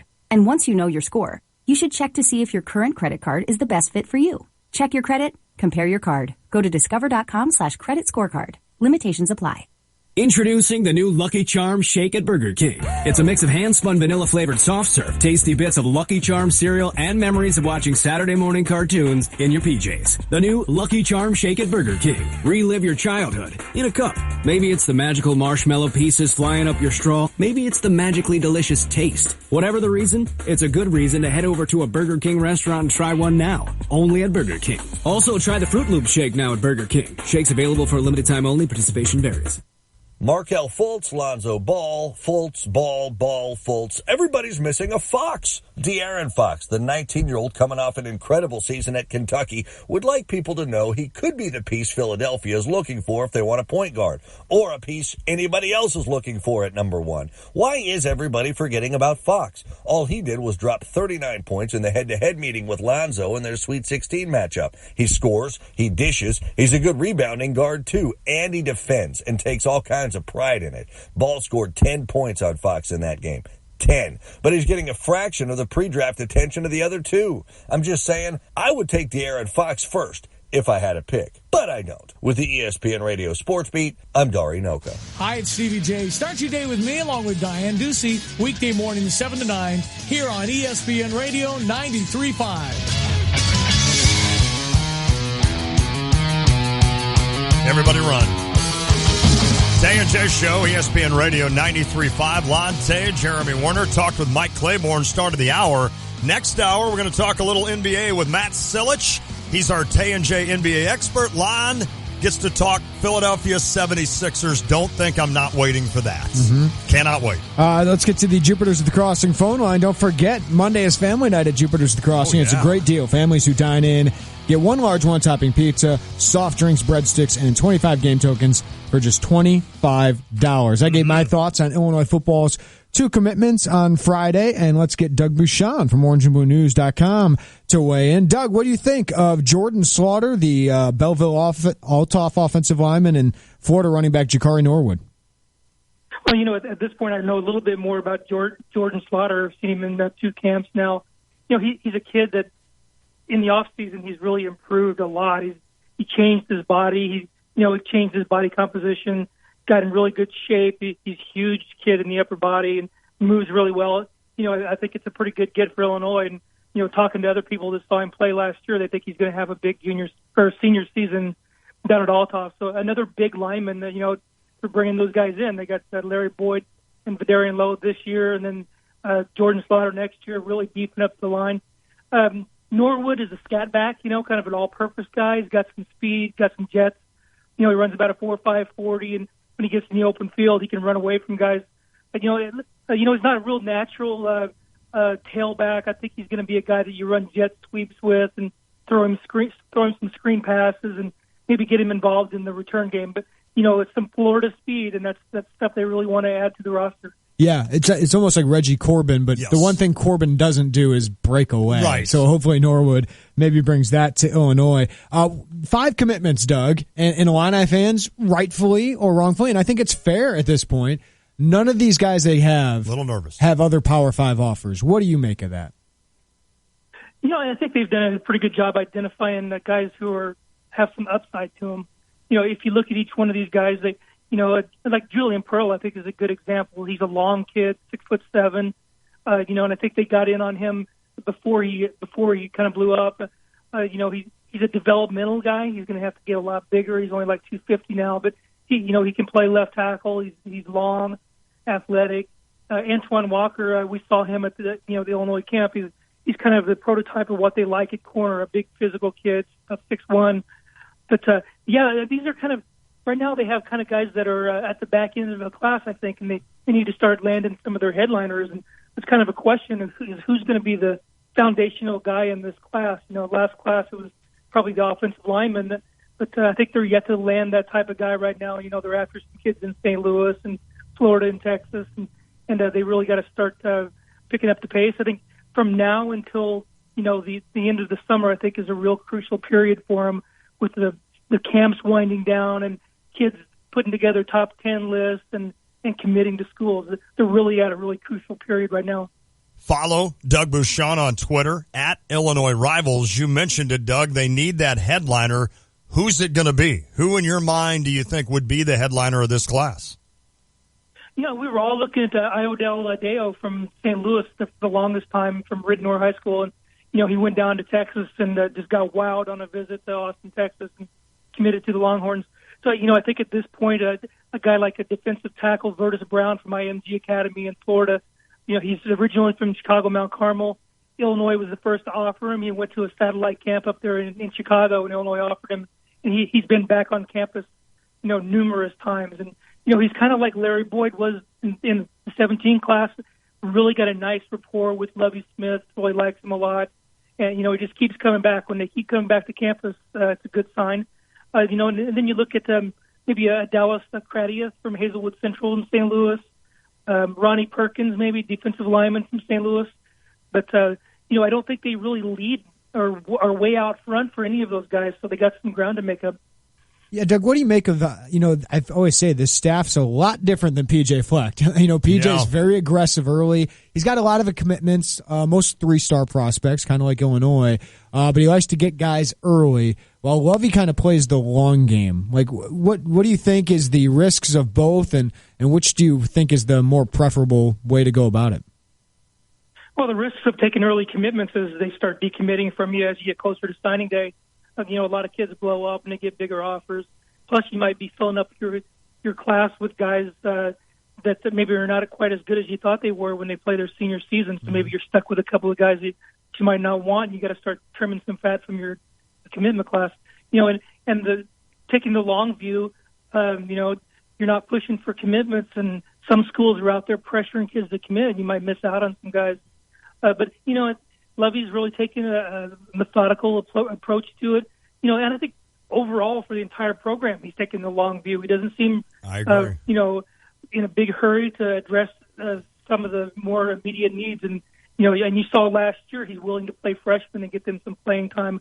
But it looks like he's going to be here for the long haul, and he understands that it's a rebuilding process, and he's going to take his time. Now, this year with the December signing day, the early signing period, you probably want to get some guys on board a little bit more early than before. But I think for Illinois, it's probably good because guys can't start coming in and poaching your guys in January. But there's drawbacks to each, and there's advantages to each way, and Lovie Smith's going to do it his way.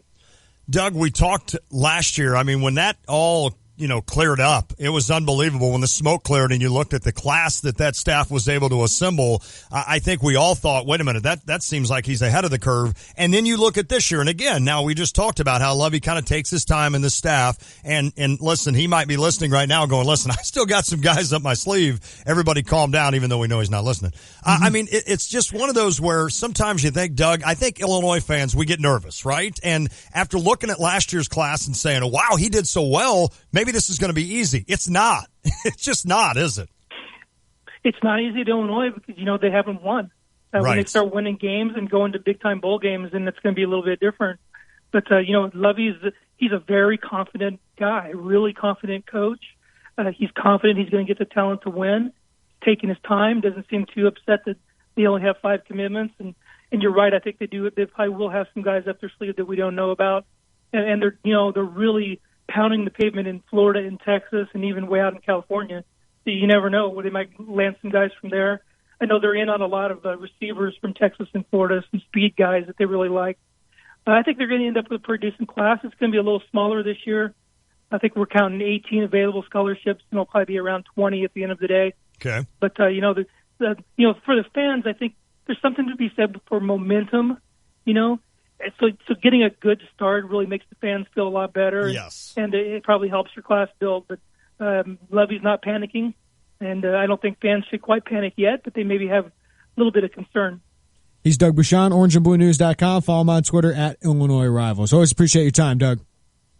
All right, guys. Thanks a lot. Thank you, buddy. Yeah, good stuff. There's risks of doing it both ways. With No doubt. PJ Fleck, he's bringing some excitement, but he's getting players that a school like Minnesota should land. Right. They're 3-star prospects. Some don't have other major offers either, but they're 16 commits and they're top 20 in the class right so now. Everybody That's thinks, exciting. Yes. But at the end of the day, where are they going to be? Sure. And are these prospects that great? Illinois is a little bit, they want to see more. Right. I do think they need to get out early, and they're doing that better in 2019, 2020, right. And they even did it in 2018 a little bit.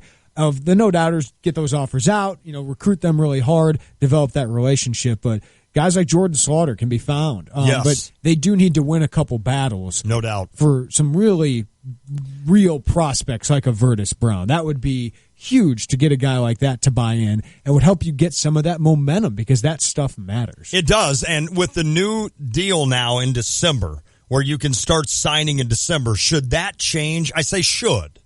Now, he's going to do what he wants to do. Right. Should that change their strategy a little bit? The way I was told is Illinois wanted 5 by the middle of summer. They have 5. Well, there you go. And they have guys that, like Doug's saying, these are probably guys that at the end of the day, maybe Karan Taylor's in your top, maybe Slaughter ends up being in your top, but they're guys who are more probably the back half of the class, which is an important part of your foundation. Without a doubt. They need to land some of those headliners, and they did that last August. Okay. Remember they had that great Yes, August they where did. they landed Larry Boyd, Carmani Green, Larry Oladipo. That really got them going to help them get Rayvon Bonner in September, and then they had another rush after December. So I think ending before the season with a little bit of momentum would be nice. That'd work. Well, you sit there and you do panic. That's what we do. But let's just kind of calm down and let's like Doug do said, his job. These guys are taken without other Power 5 offers. There's upside there. Okay. I don't think they're settling for fair. these guys. That's fair. Next hour, we'll talk some more NBA. Matt Silich, Tay and J NBA experts. Which Jimmy Butler rumor, because there's many of them, and there are, is realistic? We'll talk with Matt about that. And we'll talk Sixers. I think I'm the only one excited about that. But we'll talk Sixers and drive time. Got a lot to do. It's the Tay and J Show. Sixers.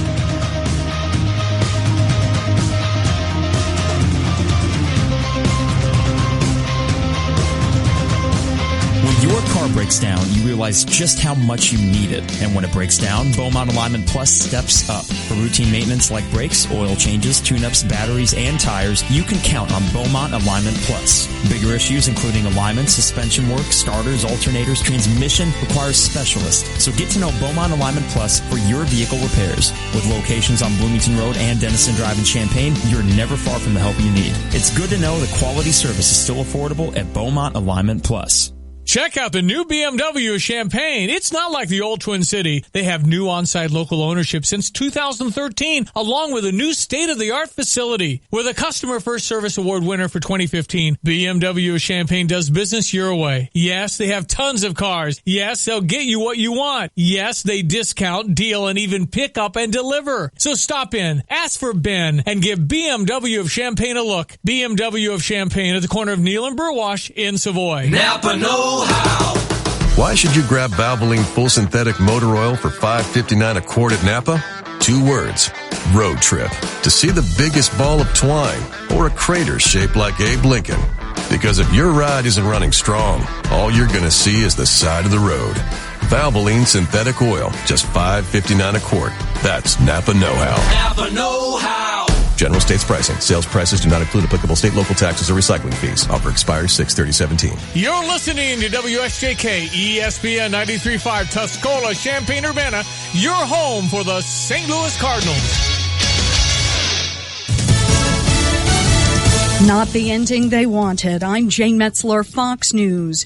A 22-year-old University of Virginia student released last week by North Korea after spending more than a year in a coma there died this afternoon at the University of Cincinnati Medical Center. Otto Warmbier's parents issuing a statement that the mistreatment their son received at the hands of the North Koreans ensured that no other outcome was possible beyond the sad one they experienced today. Last week, Warmbier's father, Fred, said this. Do I think the past administration could have done more?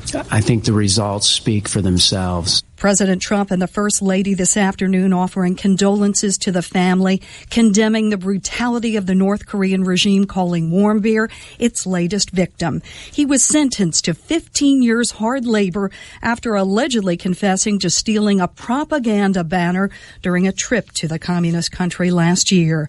Senate Republicans hoping to pass a revised Obamacare replacement bill before the July 4th recess. Democrats, though, have other plans. Fox's Jared Halpern live from Capitol Hill. Well, there's still no legislation drafted, but Senate Majority Leader Mitch McConnell says Republicans are active and engaged on a health care bill. We believe we can and must do better than Obamacare's status quo. Democrats complain the Republican bill is being written in secrecy, behind closed doors. Is the greatest miscarriage of legislative practice that I have seen since I've been here in the House and Senate. And to object, Senate Democratic leader Chuck Schumer says his party will stage late-night speeches and delay some day-to-day business in the Senate. Jane. Thanks, Jared. New records set today on Wall Street. The Dow up 144, the S&P 500 up 20. No record for the NASDAQ, still closing up 87 points. Fox News, fair and balanced. If you run your own business, when you're not on the job, you're on the road. In your van. Signs that say detour and do not enter are just plain bad for business. Well, here's a sign that's great for business. It says 0% financing and up to 2 years complimentary scheduled maintenance on Mercedes-Benz Sprinter or Metris vans. Powerful, capable, and affordable. That's Mercedes-Benz Van Power. With pioneering safety technologies and low total cost of ownership, Mercedes-Benz vans are the right choice for your business. Check out the full lineup of Mercedes-Benz vans starting at just $25,995. 0% financing and up to 2 years complimentary scheduled maintenance. That's van power for all. Mercedes-Benz. Vans. Born to run. Starting at price refers to base model Metris worker cargo van. Excludes all options, taxes, title, registration, transportation charge, and dealer prep fee. Please see your dealer or go to mvvans.com for further details and exclusions. Storm Brett just forming off the coast of Venezuela. Right now, the storm is about 125 miles southeast of Trinidad. People along the U.S. Gulf Coast also keeping an eye on the low-pressure system off Mexico's Yucatan Peninsula, which is forecast to move north towards the Louisiana coast over the next few days. Dennis Feltgen is at the National Hurricane Center. Gradual development is expected today through tomorrow as it moves across the southern and central Gulf of Mexico, and a tropical or even a subtropical cyclone is likely to form. Fox's Evan Brown reporting.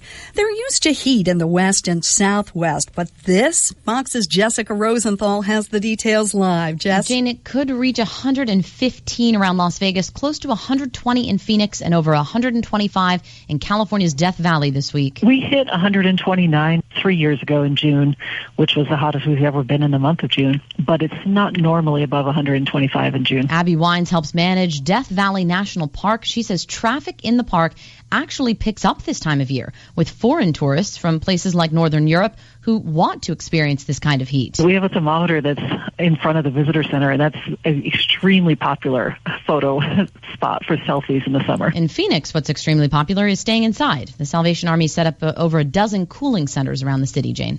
Thanks, Jess. Things can get pretty heated at those White House press briefings. Apparently, Sean Spicer will not be behind the podium that much anymore. He will actually receive a promotion. Right now, the flow chart of the White House really goes, you got the press shop over here, headed by the press secretary. Then you got the communications shop over here, headed by a communications director. That was Mike Dubke, who you remember resigned a few weeks ago. Sean Spicer has really been filling both roles in the interim, but now he'll be bumped up above that to a new position. They don't quite know what to call it just. That's Fox's John Roberts. I'm Jane Metzler, Fox News Radio. Man, she finished it strong. You want some Cheez-Its? No, I'm good. I'm eating your mom's cookies. I just had another one. Here's your ESPN Radio 3-day forecast brought to you by Chief Bauer. Trust the experts at Chief Bauer Service Experts to keep you cool all summer long. Call 866-EXPERTS, or you can visit them online at chiefbauer.com. Tonight might be a little windy, a low of 60. Tuesday, sunny, clear, high 88, low of 62. Much of the same on Wednesday, sunny, clear, high 89, low of 69. Right now, partly cloudy, 82 and beautiful in Champaign-Urbana. You know what I still got going over here? All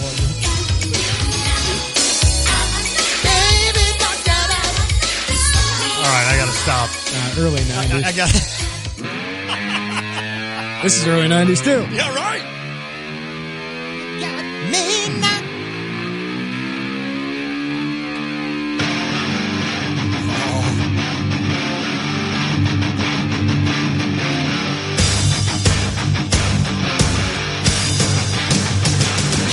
It is Drive Time, presented by Honda BMW Champaign. For new and used vehicles, visit their huge inventory at the corner of Neal and Burwash and Savoy, or visit them online at drivechampagne.com. Lante, this is a recap the first 2 hours of the Tay and J Show. Well, Jeremy Warner, it's not a good weekend, that is, for Jeremiah Tillman. Of course, the 5-star recruit that Illinois was in after, John Gross, had him basically to Illinois, but he decided to flip and now went to Missouri. But last night, arrested for underage possession of alcohol. He did pass a sobriety test, but there is a, what do you call it, a no call, what is it? In other words, you can't have any alcohol. Yeah, obviously. He's a minor. He's in possession of alcohol. There's a word that I'm forgetting, but yes. So Jeremiah Tillman in a little bit of trouble. Yeah, and this probably shouldn't be our lead story, but everyone's talking about it today. It's getting a bunch of headlines.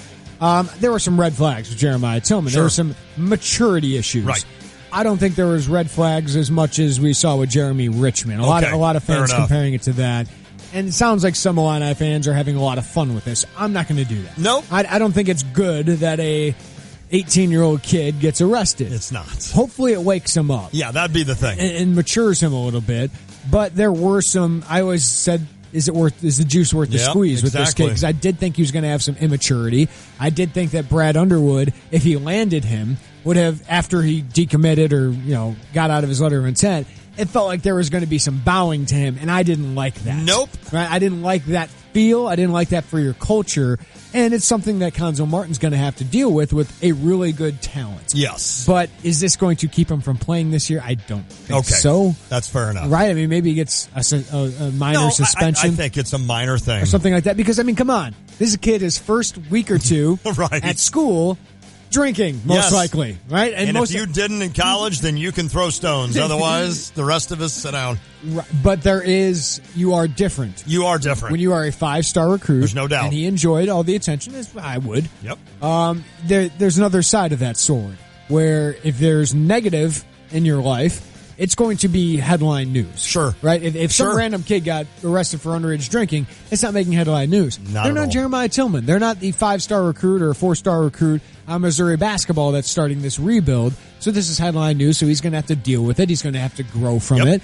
And, in the long run, maybe Illinois gets away, but they wanted him. Okay. No, absolutely. They still wanted him. Absolutely. And Illinois fans, you just had 3 players get arrested for a much more serious charge. Yes. Kendrick Nunn got kicked off the team for a more serious charge. Laurent Black, probably a more serious charge. Without a doubt. Right? So you can throw your stones. A weapon. You can throw your stones at Jeremiah Tillman, but you really don't have much to fall back on. Illinois basketball also in the news. They're going to host a couple of big names for the class of 2018 this week.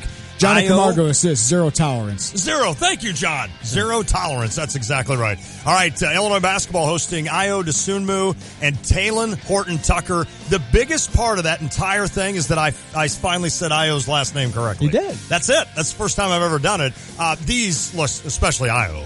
I mean, he is one of the top 30 players in the country. This is a big week for Brad Underwood. Not that you expect either one of these guys to commit, but boy, you want to make sure they're having a good time on campus. That's for sure. Yeah, Dosunmu's taking some visits. One school to look out for, Xavier. Oh, really? Look out for Xavier. Okay. They've offered him pretty early. They're doing a good job with him. Their resume is a little bit better than yours recently. It is. And like we said, Ayo Dosunmu, I don't think he's scared of anybody. He's going to play for Illinois. But Illinois does have, weirdly now, a lot of ball-dominant guards. They do. Right, with Mark Smith, Trent Frazier, and Tejan Lucas. They got a bunch of guards They there. do. That they have to sell to Ayo. How are you going to be a part of this? Are you going to be the star player with Mark Smith here? All those things, which is a good problem to have if you're Illinois. Without a doubt. But he's got some good offers. Maybe not as many offers as we'd have thought at this point. I wouldn't say he's got blue blood offers at all yet. Interesting. For a top 30 kid. Florida State, Creighton, Cincinnati, Georgia Tech, Marquette, Northwestern, SLU, SMU, Texas A&M. UNLV Xavier. It's a very good point guard year. Okay. But there are schools like Kansas and all those that are interested. He should probably get more in July or when other kids start to commit. But Illinois is one of the top on his list, and this is important in setting the tone in that recruitment as well. And then a wing would be Talon Horton-Tucker. Definitely, we talked, 3 years ago, we talked about how many wings Illinois had. He would be a guy that would fit in nicely with this team. Yeah, he does a little bit of everything for you. Really good passer, good three-point shooter, physical kid. His body doesn't look like a top Power 5 prospect yet. Okay. It's almost like he's got a lot of baby fat still on him, but he's a smooth player.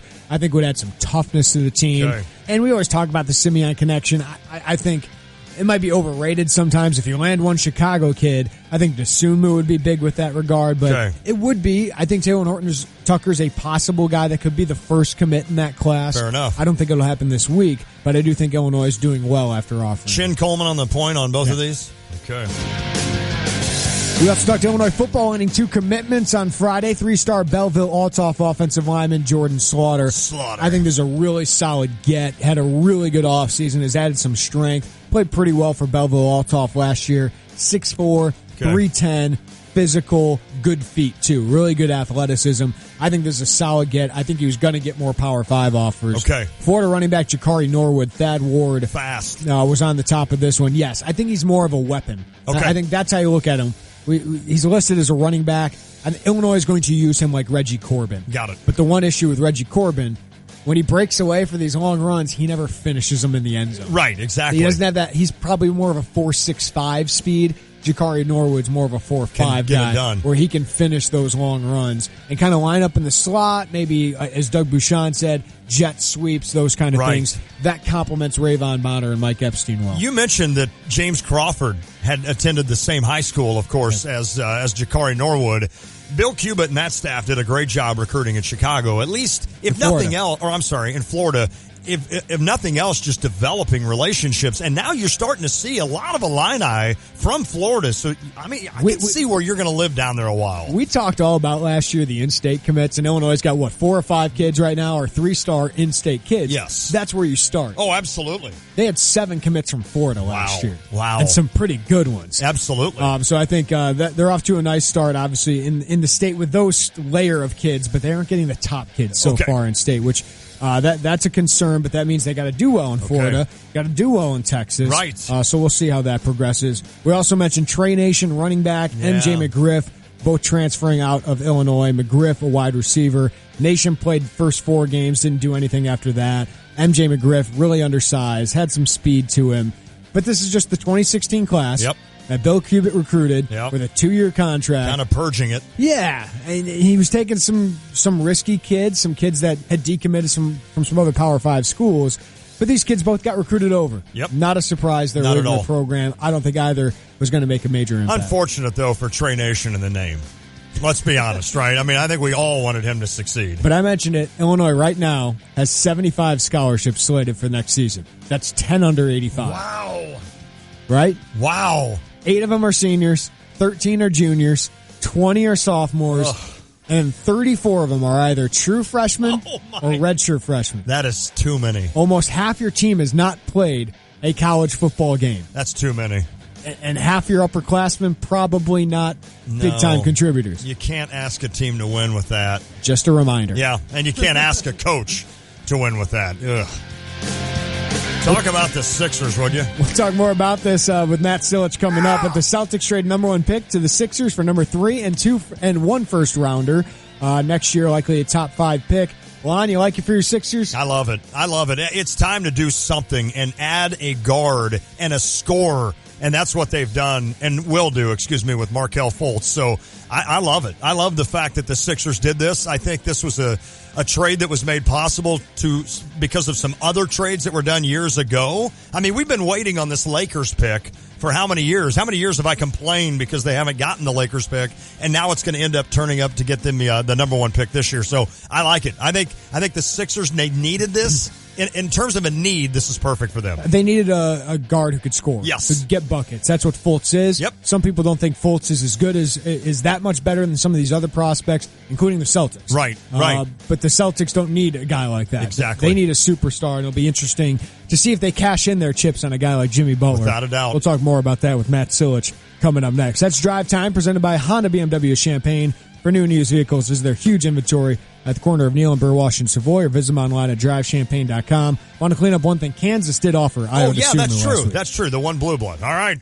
We are back with Matt Silich and the update. Tay and J Show.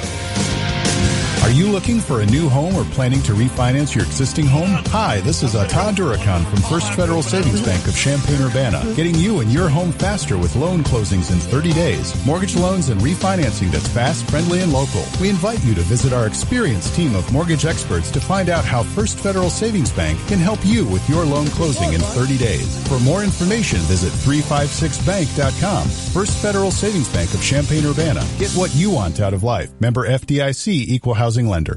Finding great people to hire can be like, well, trying to find a needle in a haystack. It's time to try ZipRecruiter, where 80% of jobs get a qualified candidate in just 1 day. How? Using powerful technology, ZipRecruiter matches your job to the right candidates fast. So, while other companies might deliver a lot of hay, only ZipRecruiter finds you the needle in the haystack. And right now you can try ZipRecruiter free. Just go to ZipRecruiter.com/easyhire for your free trial. ZipRecruiter.com/easyhire. Napa know-how.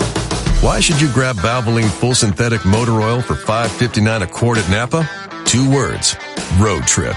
To see the biggest ball of twine or a crater shaped like Abe Lincoln. Because if your ride isn't running strong, all you're going to see is the side of the road. Valvoline synthetic oil, just $5.59 a quart. That's Napa know-how. Napa know-how. General states pricing. Sales prices do not include applicable state, local taxes, or recycling fees. Offer expires 6/30/17. Life is full of twists and turns. You can't see the unknown, but you can certainly prepare for it. Pekin Life Insurance Company offers a variety of term and whole life insurance policies that are designed to meet the needs of individuals and their families. Options include transitional life, universal life, preferred whole life, family term life, and many others. Visit PekinInsurance.com or ask your local Pekin Insurance agent about an affordable, beyond the expected life insurance policy that's right for you. The official fan store of the Fighting Illini is moving. Game Day Spirit, currently located at 1422 South Neal Street, is moving to the corner of Neal and Kirby in Champaign this July. In the meantime, they're preparing for the lowest prices of the season to be available during their moving sale in June. Stay tuned for more information and follow them on Facebook, Twitter, or Instagram by searching Game Day Spirit. Stay in the know of all things Game Day and all things Fighting Illini with Game Day Spirit, the official fan store of the Fighting Illini. Protect your future with AA Marshall Home Inspection Services. Buyer's inspection with a buyback guarantee and seller's inspection. No surprises before closing. Owned by me, Aaron Allenbaugh, and my wife Kim, and serving all of East Central Illinois. Get more details and schedule your inspection today at aamarshall.net. Hey, it's Stephanie Pratt with Coldwell Banker, the real estate group. Your realtor that rocks the real estate market. I so love to cook and smoke. Meats, that is. I want you to be a rock and cook too, so I'm going to hook one lucky winner up with a master-built smokehouse smoker. Just listen for Stevie J in the morning and Tay and J in the afternoon to tell you the text. When they do, text a keyword to 359-2255 and you'll be entered to win. And let me rock your summer parties in a new home. Go to StephaniePrattHomes.com to contact me today. And for information on the smoker giveaway, go to ESPNCU.com. Chicago Cubs are going to be in the World Series. It's our trip to Wrigley Field, Chicago. You can join us Wednesday, July 5th. The Cubs take on Tampa Bay at 1:20. You can see the world champion Chicago Cubs, and the rooftop tickets include all your food and beverage. Pay online at ESPNCU.com or stop by our studios Monday through Friday, 9 to 5, 2702 South Boulder in Urbana. Again, join us July 5th, Cubs rooftop trip, ESPNCU.com for details. Go, Cubs, go! Got a question? Talk to our experts at StevieJay.com. Experts are ready to answer your questions for free. Looking for cool trends in clothing or gear as you support area teams? Game Day Spirit is the official fan store of the Fighting Illini. Landscaping tips are also available from Country Arbor's Nursery. New tile or soft surfaces in your home or business? Flooring Surfaces, where the world is at your feet. Experts are available now online at StevieJay.com.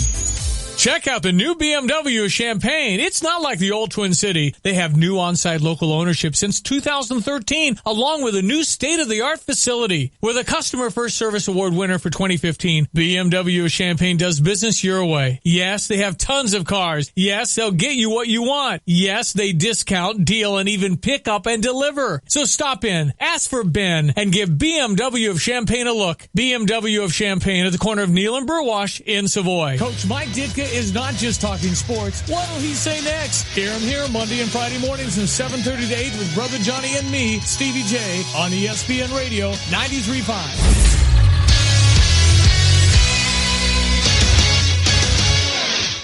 521, I'm Jeremy Warner with your Sports Center update, brought to you by State Farm agent John Kaywood. At State Farm, when home auto work as a team, you score time and money. Call State Farm agent John Kaywood at 217-367-1105 today. NBA rumors galore around Jimmy Butler today. The Celtics reportedly interested still in Jimmy Butler. They just acquired the number 3 pick in exchange for the number 1 pick. They also got a top pick next year in return for that. The Cavaliers also interested. I don't know how they do that without another team involved. I was going to say, how does that work? And Tom Thibodeau would like Jimmy Butler back. Reportedly, the Minnesota Timberwolves have checked in with the Bulls about Jimmy Butler. It is draft week. The Sixers, after getting that number 1 pick, will likely take Washington point guard Markelle Fultz. Yes! Also, Paul George has told the Pacers he plans to leave in free agency after next season with a preference to go to the L.A. Lakers. Illinois football got 2 commitments on Friday. Belleville Althoff 3-star offensive lineman Jordan Slaughter and Florida running back Jakari Norwood. They both gave pledges during unofficial visits.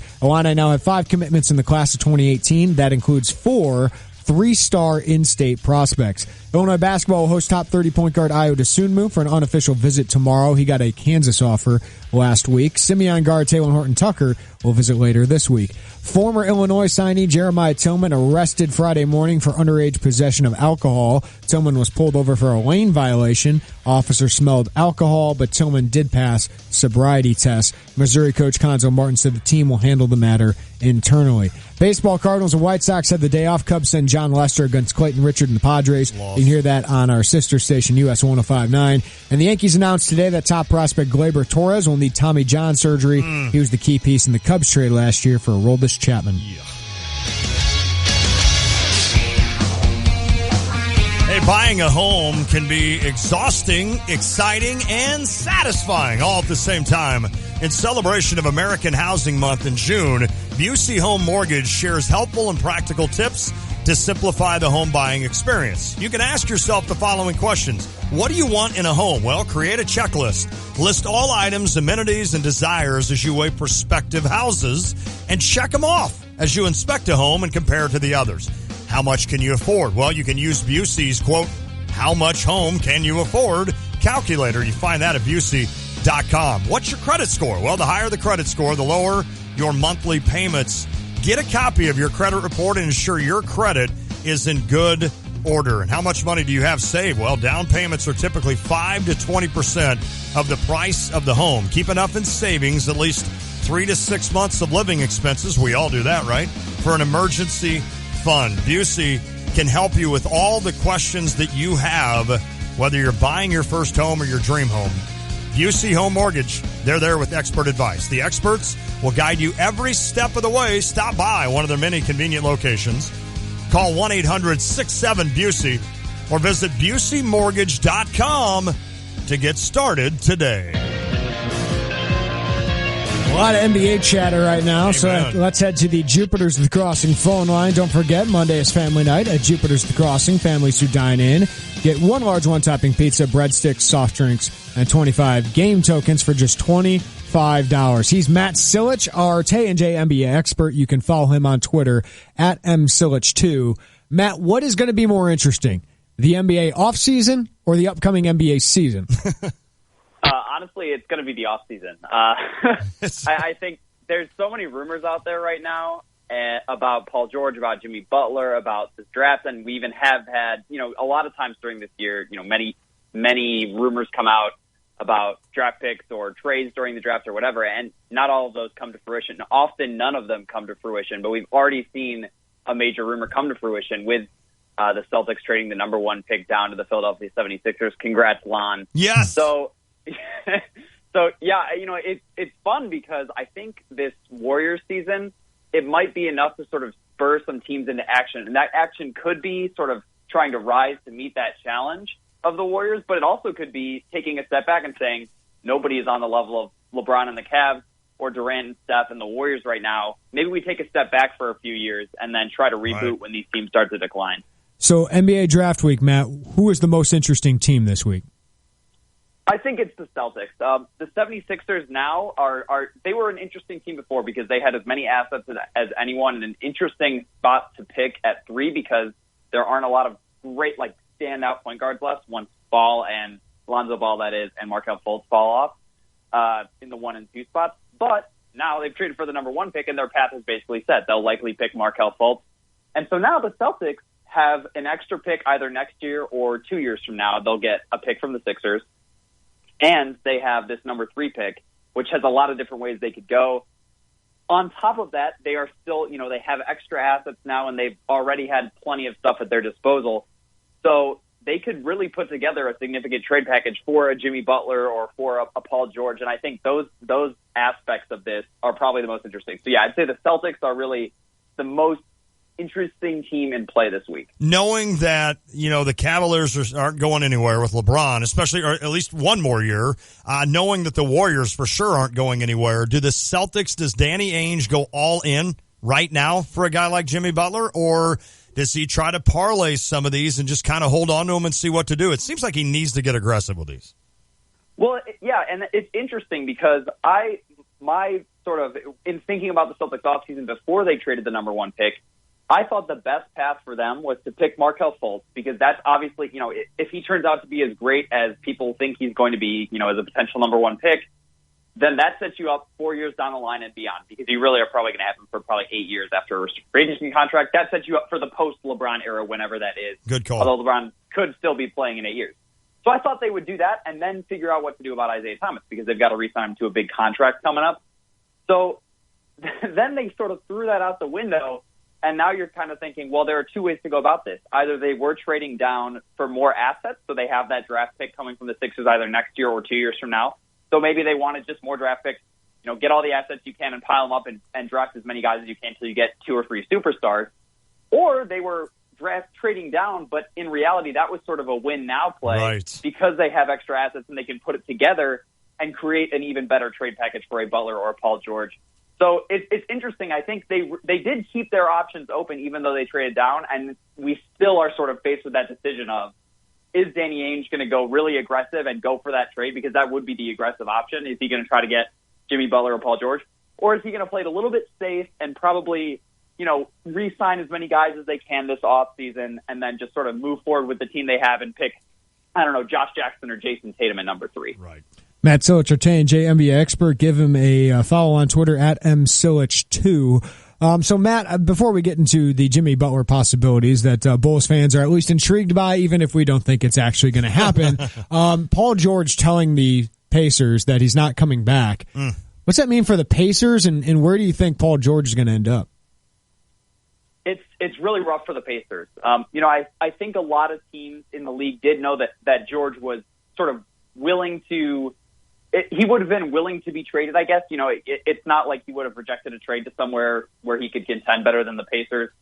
But I don't think teams, there wasn't that public knowledge, that very public knowledge now that he wanted out, that he was actively, saying, I will be gone if you don't trade me this year. And because his contract expires next year, it forces the Pacers into action, because if he were unsure, they could have maybe played out the rest of his contract and said, hey, we can offer you, as your home team that drafted you, we can offer you $50 million more in an extra year than any other team in the league. That's hard to turn down. And he may have turned that down for the Lakers. He eventually, with this release, he decided to do so. But that's a compelling argument. Now, if they want to trade him, they don't have nearly as much leverage, because if he leaves, they get nothing, and teams know that. So it's tough for them. I still think if they try to trade Paul George, and I think they should try to trade him now, I think that's really their only option, because you're not keeping him and you don't want to lose him for nothing. We saw what happened with Oklahoma City, and they were able to recover, but it's hard. So I think they have to trade him. It's just a matter of how much can you eke out from one of these teams that has a lot of assets. And in addition to that, we know that Paul George loves the LA Lakers, and he's very, very inclined to go back there in free agency after next year. If that's the case, is one team going to want to spend a lot of money on him, or a lot of assets, I should say, in a trade, when he could just leave after next year? The Celtics could trade Jay Crowder and Avery Bradley and a first-round pick next year for Paul George, and then, you have Paul George for a year, you lose to LeBron in the Eastern Conference Finals anyway, and then all of a sudden he leaves for L.A. So it's really a tough spot for Indiana, because teams have a lot of leverage they can point to say, we're not giving you much at all. I think a lot of Bulls fans like me doubt that the Bulls this front office would actually trade Jimmy Butler. What do you think the market is for him? What do you think they could really get back from him? It's sort of just, obviously it's team dependent. I think Jimmy Butler is probably a top 15 player in the league, maybe even top 10. He has an argument for that, I think. You couldn't say top 5 at this point, but he's an excellent ball-dominant superstar in the league. So with that said, you're probably going to need at least 2 first-round picks and then an equivalent to a first-round pick asset as a third piece. I think we talked about Minnesota was one of the teams that was mentioned today, and they have a lot of stuff that they could give up. The Bulls really liked Chris Dunn, supposedly. A lot of rumors flew about Chris Dunn before the draft last year. Chris Dunn had a really rough rookie season, but that's a piece that could potentially be included as the Bulls figure out this quagmire of point guards they have. I think, a Chris Dunn, Andrew Wiggins, and a first-round pick, maybe something like that for Minnesota. I'm doing that, but would Minnesota do that? Well, that's the thing. It's hard to say because you don't know how much they value Jimmy Butler. The other aspect here is we have to consider with Minnesota in particular is that Tom Thibodeau is obviously a guy who wants to compete every single year. And I think if that's the trade, he would probably consider it because this is not a guy who is known to be, forward-looking. He wants to win right now this season. I think he would consider that, especially given the year Chris Dunn had.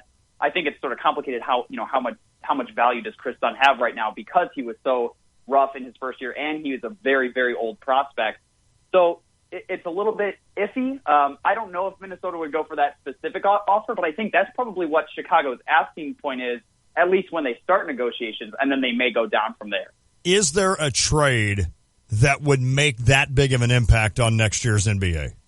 Is it Jimmy Butler? Is it Paul George? Obviously, George wants to go to L.A. The Lakers aren't going to make an impact. Minnesota probably wouldn't make an impact with Jimmy Butler necessarily. Is there a trade that could be made this offseason that could make an impact on what would happen next year in the NBA? I think so. I think it hits on what you asked earlier about, what is the most interesting team, and I think it has to involve the Celtics. There's no other team that has the combination of current talent, available talent on their roster to, make the playoffs, get to the conference finals, and, at least, put up a fight against the Cavs, win a game. There's no team that has that package and then also has this incredible package of assets that they can trade off if they want to get one of these guys. So I think the Celtics have to be the team you're looking at. Now, in terms of a better fit for the Celtics, if Jimmy Butler goes there, I'm a little bit nervous because, and obviously we have concerns about the Warriors with adding Durant, Steph Curry. There's a lot of guys who really need the ball. But that worked out. I think Jimmy Butler and Isaiah Thomas on the same team could be a little iffy because Butler really, really likes to have the ball in his hands. He needs it, and that's when he's best, so you can't blame him. But I think it could get a little bit rough if you have Jimmy Butler off to the corner on 60% of possessions because that's when Boston's offense works best with Isaiah Thomas. So I think that's a little bit iffy. I don't know if that changes the landscape. And I actually think Jimmy Butler is arguably a better player than Paul George if he's your one superstar. But I think in Boston, if they could get Paul George, I think that is a landscape-changing trade. I think he fits in really well. He plays really well off the ball. And he would also be willing to step up and take huge shots in big moments. We've seen him go toe-to-toe with LeBron many times before. I don't know if I don't think that team could beat the Warriors necessarily, but it could certainly provide a really, really interesting challenge for the Cavs. Sure. Matt Silich, our Tay and J NBA expert. Follow him on Twitter at MSilich2. The Phoenix Suns also reportedly connected to the Chicago Bulls and Jimmy Butler. And I don't think many people know many of these players on the Suns outside of Devin Booker, and they're obviously probably not going to give up him. But is there any package of prospects? They have the number 4 pick. They've had a lot of high picks here. Is there any package that you think would work for the Bulls? Well, it's probably going to have to involve at least one first-round pick. And I think I think Phoenix has the number 4 pick in this year's draft. I think you'd be hard-pressed to see them give that up. But that might be what it takes. I mean, if we're talking about Butler in particular, I think you could see like a number 4 plus a couple of their maybe middling prospects out there. Like, what if you got number 4 and maybe, let's see, Dragon Bender and Tyler Ulis, or Marquise Chris and Tyler Ulis, or something like that, TJ Warren and Dragon Bender. I think those sort of deals are not as appealing as getting like an Andrew Wiggins back, of course, and a first-round pick. But I certainly think that that's the sort of stuff that Phoenix is probably looking for, to say, well, we'll give you some of these unproven young guys. Dragon Bender is a power forward / center, a European guy. He's got like an okay shooting stroke, and he's a little bit versatile. He could probably play a couple different positions. But he's so young that it's just, you don't even know what he's going to be. And the same is true for Marquise Chris and a lot of the other guys Phoenix has. So it's hard. I think if you're the Bulls, you'd rather go with Minnesota because you might be able to get back a more proven player in like a Wiggins. But also for the record, you're not getting Karl Anthony Towns. Anthony Towns is like a top 3 asset in the NBA right now. You're not getting Karl Anthony Towns for any player in the NBA except for maybe LeBron. And even then, Speaking of Matt, go ahead. What do the Cavs do? Yeah. Because now there's rumors about LeBron possibly going to LA. I mean, the Cavs aren't going to do anything with LeBron, but what do they do to try and win another one here? It's tough. I mean, the tendency is to say, well, let's shake a lot of things up. And I think if it's going to really come down to what David Griffin, their GM, and the ownership group wants to do, Dan Gilbert and everyone else, because you can run this team back and you can say the last 3 games of this series, we gave the Warriors the best shot they had in the playoffs. And obviously the Spurs had a great, first half, 3/4 of the game with Kawhi Leonard. But, Cleveland looked like they belonged for the last 3 games of the series and very well could have won a couple of those. So with that in mind, you might say, let's run it back. Personally, I just don't think they could quite get it done. Even if they played really well for 7 games, I still think they're going to lose. So with that in mind, you probably have to get a little bit better defensively and a little bit more versatile, and then just rely on LeBron even more heavily for the offensive power when you need it. So I think that basically has to come down to trading Kevin Love. There's a couple different places he could go. Indiana, you could potentially try to figure out a trade with Love and maybe some assets from a third team to Indiana and facilitate Paul George to come to Cleveland, but that's really, really hard to do. I don't see that as likely at all. You could also potentially facilitate a Kevin Love trade to maybe like a Minnesota or maybe, obviously that would be a really interesting one going back to where he played for so many years, but you could also do it to the Suns. Phoenix obviously is a team that it seems like there are a lot of rumors around them. Maybe they're trying to sort of upgrade their profile and get their attendance back up after a few really bad years. So I think Phoenix is a place to look for a potential trade. But even then, you're not really going to get a versatile defender that is the sort of guy that they need who can still shoot. I mean, it's hard to rebuild this Cavs team because they have so much money already invested.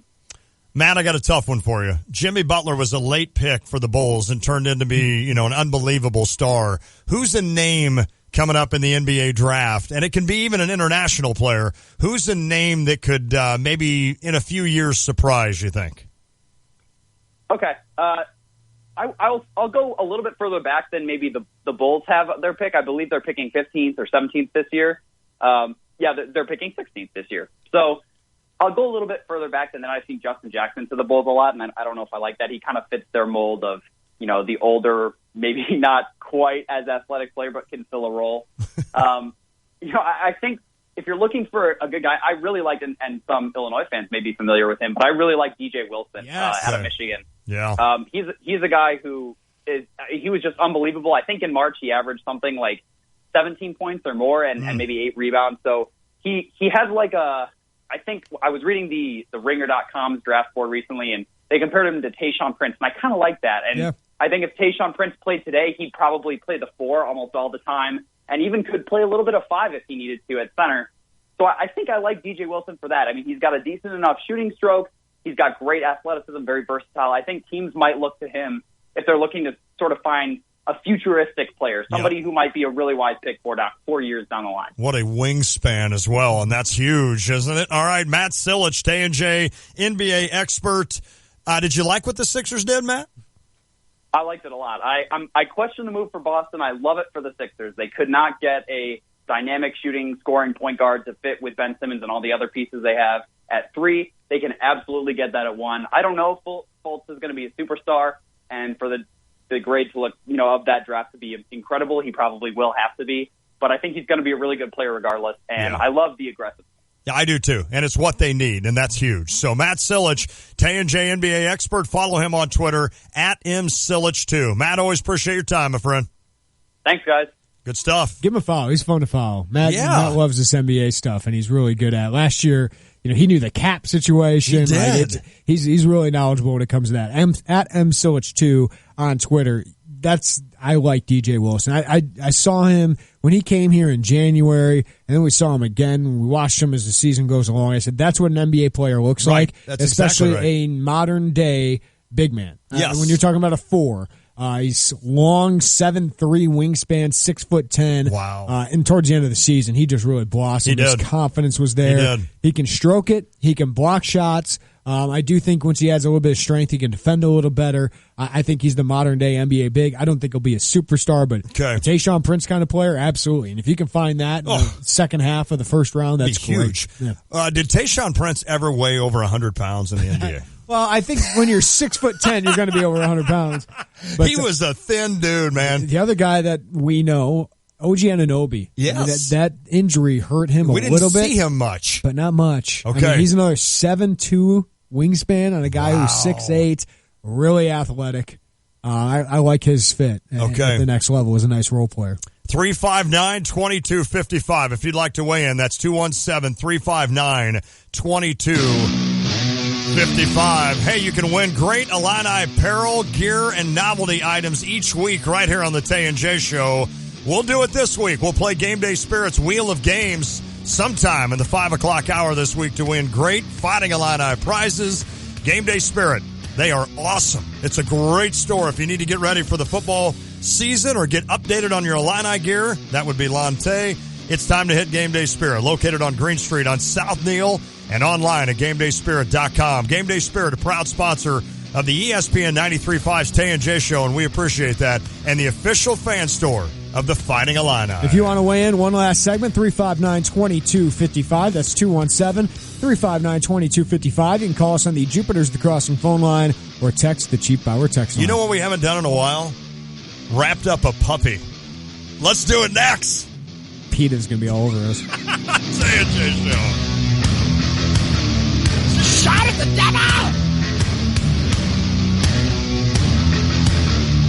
Guidance, trust, protection, service. It's the mantra of GTPS Insurance. When you work with GTPS, you'll never have to call an 800 number in a different state. You deal with people who live and work in our community and know it's important to your business. GTPS is your local source for business insurance, property, general liability, workers' compensation, and group health insurance, and they'll work with you to formulate the best package for the needs of you and your business. Contact a GTPS insurance agent today at 359-9000 or visit online at gtpsinsurance.com. Eat, shop, play, and explore. Rediscover Campus Town every Thursday now through August 17th during 13 Thursdays. Summer's finally here and we're loving the specials in Campus Town. You can find great deals on clothing, accessories, and food each Thursday during 13 Thursdays at participating businesses. Save big this summer when you shop and eat your way through Campus Town. And enjoy 1 hour free parking at the campus parking deck located on 6th and Healy each and every Thursday.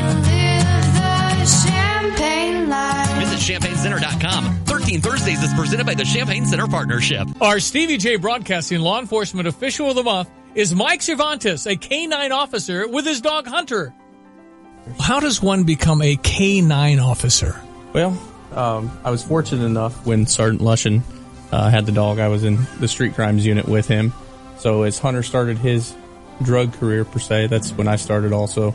For Hunter specifically, he's a narcotics detection and human detection dog. So if somebody, say a little kid walks away from a place or an older person walks away from a nursing home, something like that, he's able to track them down. He's also able to do article recoveries. So if somebody's running from us and they toss a gun, somebody loses their keys, which we've helped do that before, he can go in an area and I can give him the command to search for that human odor, and he can find that. He's also able to detect odors of illegal narcotic. Brought to you by F.E. Moran Security Solutions. When the tent goes up, the prices go down. Shields Auto Group's Great Tent Event happening this week across from the Super Walmart in Rantoul. Look for the big tent and save. 2 dealerships, 9 manufacturers. Used vehicles with payments as low as $149 a month. New vehicles priced at actual invoice. Discounts up to 25% off MSRP.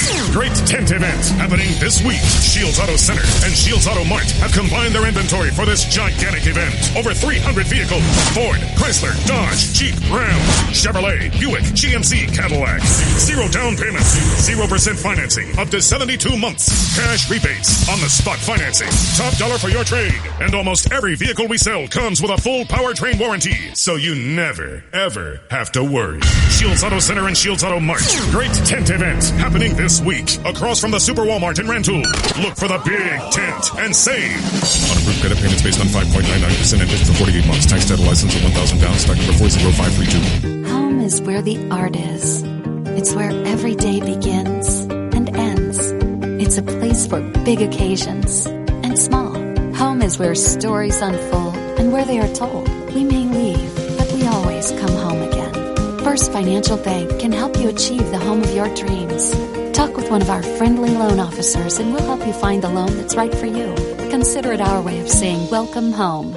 From First Financial Bank. Equal housing lender, member FDIC. Hey, this is Brad again with Kramer Siding and Window Company, and for over 60 years, we've been providing worry-free home improvements. If you've thought about either siding, windows, maybe you need to replace that roof, how about a deck, a pergola, awnings? We also have the 4-season sunrooms and screen rooms, or the gutter helmet. If any of those home improvements are in your near future, call us right now at Kramer Siding or stop by our beautiful showroom at 708 North Country Fair Drive. It's a familiar place you know. It's a relationship to hold on to. It's a place for families, a part of growing up, and a key to staying healthy. There are warm, friendly faces, people you trust because you know you're in good hands. Because you know there's complete passion, professionalism, and heart. If it's your first time or another visit, you get the care you deserve at Illini Smiles Dental Care. Dr. Shu, Dr. Fott, and Dr. Lou and their team are ready to see you now. Illini Smiles Dental Care, 303 West Springfield Avenue in Champaign. Book your visit online today at IlliniSmilesDentalCare.com. That's IlliniSmilesDentalCare.com. Illini Smiles Dental Care. We love to see you smile.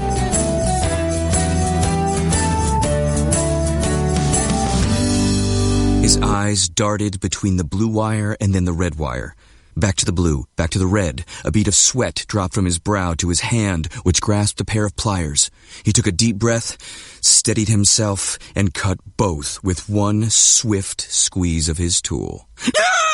The boy screamed as the doctor pried the braces from his teeth. If this 20-second performance made you feel something, imagine what an entire Audible book can do. Visit audible.com to start your free 30-day trial.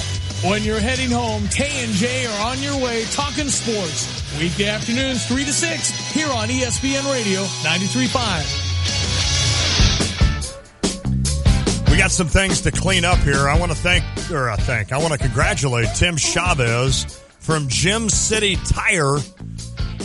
His answer was David Hasselhoff. That was to our DP Dough giveaway earlier. So congrats to Tim Chavez. Also, I want to remind you, we are doing a Chicago Cubs rooftop trip. It's Wednesday, July 5th, and it's the Cubs and Marlins. No, I'm sorry. Cubs and Rays, excuse me. July 5th, it's $199, and you get great food and drink. You get a charter to the game and back. It's unbelievable. It's going to be a fun time. So if you're interested, check it out at ESPNCU.com. That's ESPNCU.com. How about a rooftop, Cubbies and Rays, July 5th? It's only $199. Sign up now, ESPNCU.com, or you can come into the station. So we were just talking, you and Harry getting ready for the expansion draft. I am excited for the Vegas Golden Knights. Yes. There's no loss in there. It's just Vegas Golden Knights. Really? I didn't know that. Yeah. Okay. It's too many words. Yeah, well, right. Right. But yes, this is rare, right? It is. We were just talking with our intern Jacob. There's not very many of these. It's every 5, 6, 7 years or something like that. I've been through, let's see how many of these. Rockies, Marlins. Yep. Rays, Diamondbacks. Yeah, the Texans. The Browns. When they came back into the league. The Charlotte Bobcats. Yeah, that's right. When they came into the league. Were you Panthers and Jaguars? Yeah, Panthers, Jaguars. Yeah, okay. Is that about it? I think the most interesting one, and there's a great oral history of it, I forgot who wrote it, but the Marlins Rockies was really interesting because there were some good players. Now, yes. There were 72 players taken in all. But there were some big names. 72 players. The first 2 players, though, taken. David Nide, right-handed pitcher of the Braves. I do not remember him. I think him. he was the guy before Steve Avery. Okay. I don't remember him. And Nigel Wilson. Oh, I do remember him. I remember there was a Donruss Diamond Kings Nigel Wilson card that everybody wanted because they thought he was going to be a superstar. Nigel Wilson. Isn't that crazy? But with the 8th pick in the 92 expansion draft, Trevor Hoffman went number 8. That is impressive. Eric Young went number 11 from the Dodgers to the Rockies. Yep. Joe Girardi went from the Cubs to the Rockies. There's another great pick by the Marlins, 20, Brian Harvey. Oh, yeah. I think he was a saves leader his first year. That's right. Jeff Conine, number 22. Ooh, he hit like cleanup for them. Andy Ashby, 25 to the Rockies. Carl Everett, 28 to the Marlins. Carl Everett was a hell of a baseball player. Vinny Castilla. To the Braves, to the Rockies at number 39. Brad Osmus. Good-looking catcher. He's one of the best. Yankees to the Rockies. And what's really interesting, and you and Harry were talking about this, the trades that happen surrounding an expansion draft, because these expansion teams have the unique ability to just grab a player. Right. And there are teams who might want a player that they can grab and then they can trade them. And one of the 2 really famous ones from the 92 expansion draft were the Marlins selected Eric Helfand and Scott Baker and traded them to the A's for Walt Weiss. Wow. The other one, big one for the Rockies, they traded Kevin Reamer to the Milwaukee Brewers for Dante Bichette. Oh, you're kidding me.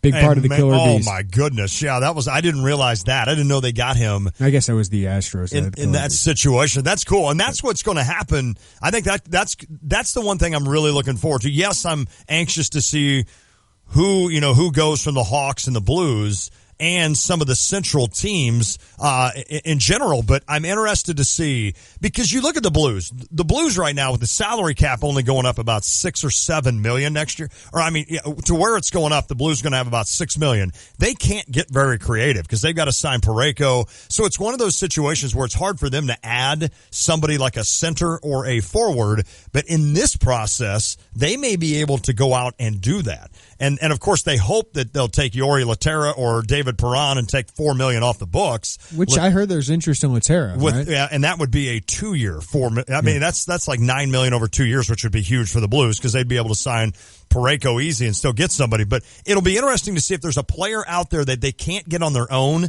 that maybe the expansion draft can get. So this will be fun. It'll be fun to watch. Don't worry. You're going to get Alex Ovechkin. Oh, that's right. That's right. And the Blues will get Listen, Alex. I'll be fine with that if we do that. That would be absolutely fine. I was looking through all these expansion drafts. 95, there was an Illini flavor to it. Howard Griffith went in the 16th pick to the Carolina Panthers from the Rams. And Jack Trudeau went the 56th pick to the Carolina Panthers as well. Did Steve Berline go number 1? Went number 1 overall. From the Arizona Cardinals. And then in the 2002 NFL expansion draft, Tony Baselli went number 1 to the Texans. Oh, he was a stud. Texans did pretty well in their first 6 picks, though Baselli obviously got hurt and wasn't there very long. Right. Aaron Glenn was a Pro Bowler. Oh, yeah. Gary Walker was a Pro Bowler. Jermaine Lewis was a Pro Bowler. Jamie Sharper played for them for a while. So he was a Michigan kid, I think. Yeah, so they did. That's cool. They also selected Danny Werfel from the Bears. Oh, boy. Yeah. Well, there's always got to be, even in a draft like that, you even have duds. The 1999 number 1 pick to the NFL Cleveland Browns, Jim Pine,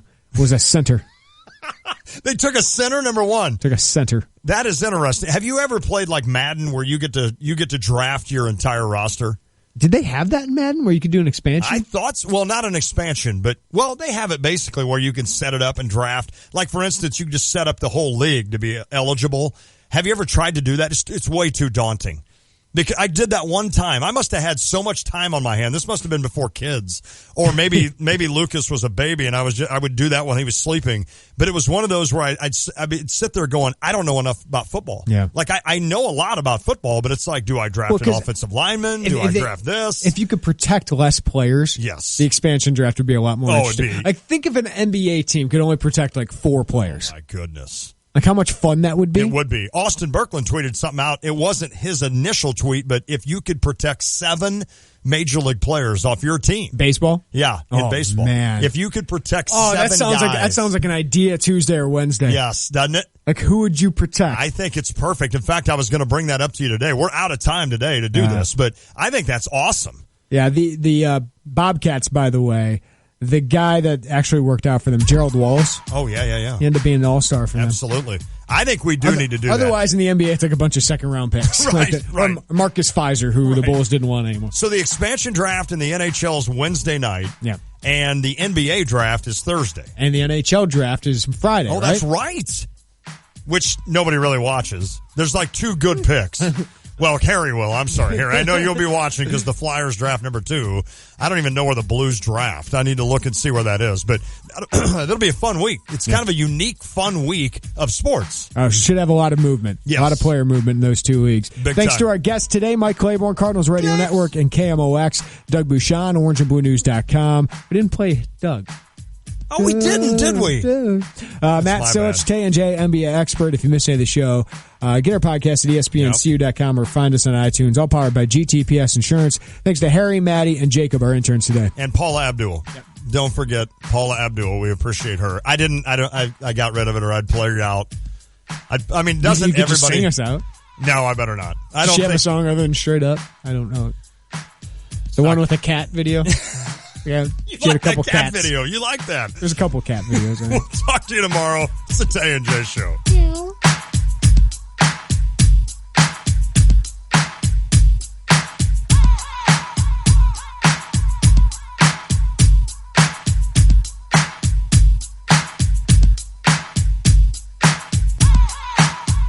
From soccer practice to home improvement projects, your days are busy. Busey understands. That's why we offer innovative solutions to keep your financial life in order. With Busey's mobile app, deposit checks, transfer funds, and pay bills, whether you're in the boardroom or at the ballpark. Visit Busey.com or stop by one of our many convenient locations for solutions to your banking and wealth management needs. Busey, your dream, our promise. Member FDIC, Equal Housing Lender. Hey, it's Stephanie Pratt with Coldwell Banker, the real estate group, your realtor that rocks the real estate market. I so love to cook and smoke. Meats, that is. I want you to be a rockin' cook too, so I'm going to hook one lucky winner up with a master-built smokehouse smoker. Just listen for Stevie J in the morning and Tay and J in the afternoon to tell you the text. When they do, text a keyword to 359-2255 and you'll be entered to win. And let me rock your summer parties in a new home. Go to StephaniePrattHomes.com to contact me today. And for information on the smoker giveaway, go to ESPNCU.com. Chicago Cubs are going to be in the World Series. It's our trip to Wrigley Field, Chicago. You can join us Wednesday, July 5th. The Cubs take on Tampa Bay at 1:20. You can see the world champion Chicago Cubs, and the rooftop tickets include all your food and beverage. Pay online at ESPNCU.com or stop by our studios Monday through Friday, 9 to 5, 2702 South Boulder in Urbana. Again, join us July 5th, Cubs rooftop trip, ESPNCU.com for details. His eyes darted between the blue wire and then the red wire. Back to the blue, back to the red. A bead of sweat dropped from his brow to his hand, which grasped a pair of pliers. He took a deep breath, steadied himself, and cut both with one swift squeeze of his tool. The boy screamed as the doctor pried the braces from his teeth. If this 20-second performance made you feel something, imagine what an entire Audible book can do. Visit Audible.com to start your free 30-day trial. Oh, hey, hi, hello there. It's me, your air conditioner. You can call me AC if you want, but Mr. Conditioner is my dad's name. Okay, listen, you may have noticed that I'm using a lot of energy right now, and that's why you need to call an expert. Yep, the experts can give me a precision tune-up, so you'll save up to 30% on energy bills, and I won't have to work so hard, which is great because I'm about to pass out. At Chief Bauer Service Experts, save $41 off an AC Precision Tune-Up. Call 866-EXPERTS or visit chiefbauer.com. For expert service guaranteed. Call 866-EXPERTS. Hey, Sue, check out these sandals. I don't wear sandals. They're so cute. Dry, cracked feet? Carousel Intensive Foot Repair doesn't just cover. Carousel removes hard, dry skin, then deeply moisturizes and actually repairs. Feet look good so fast you see a visible difference in just one day. Sue, you look great in these sandals. Get them. Yeah. Carousel Intensive Foot Repair in the foot care aisle. See the one-day difference. You're listening to WSJK ESPN 93.5 Tuscola, Champaign-Urbana, your home for the St. Louis Cardinals.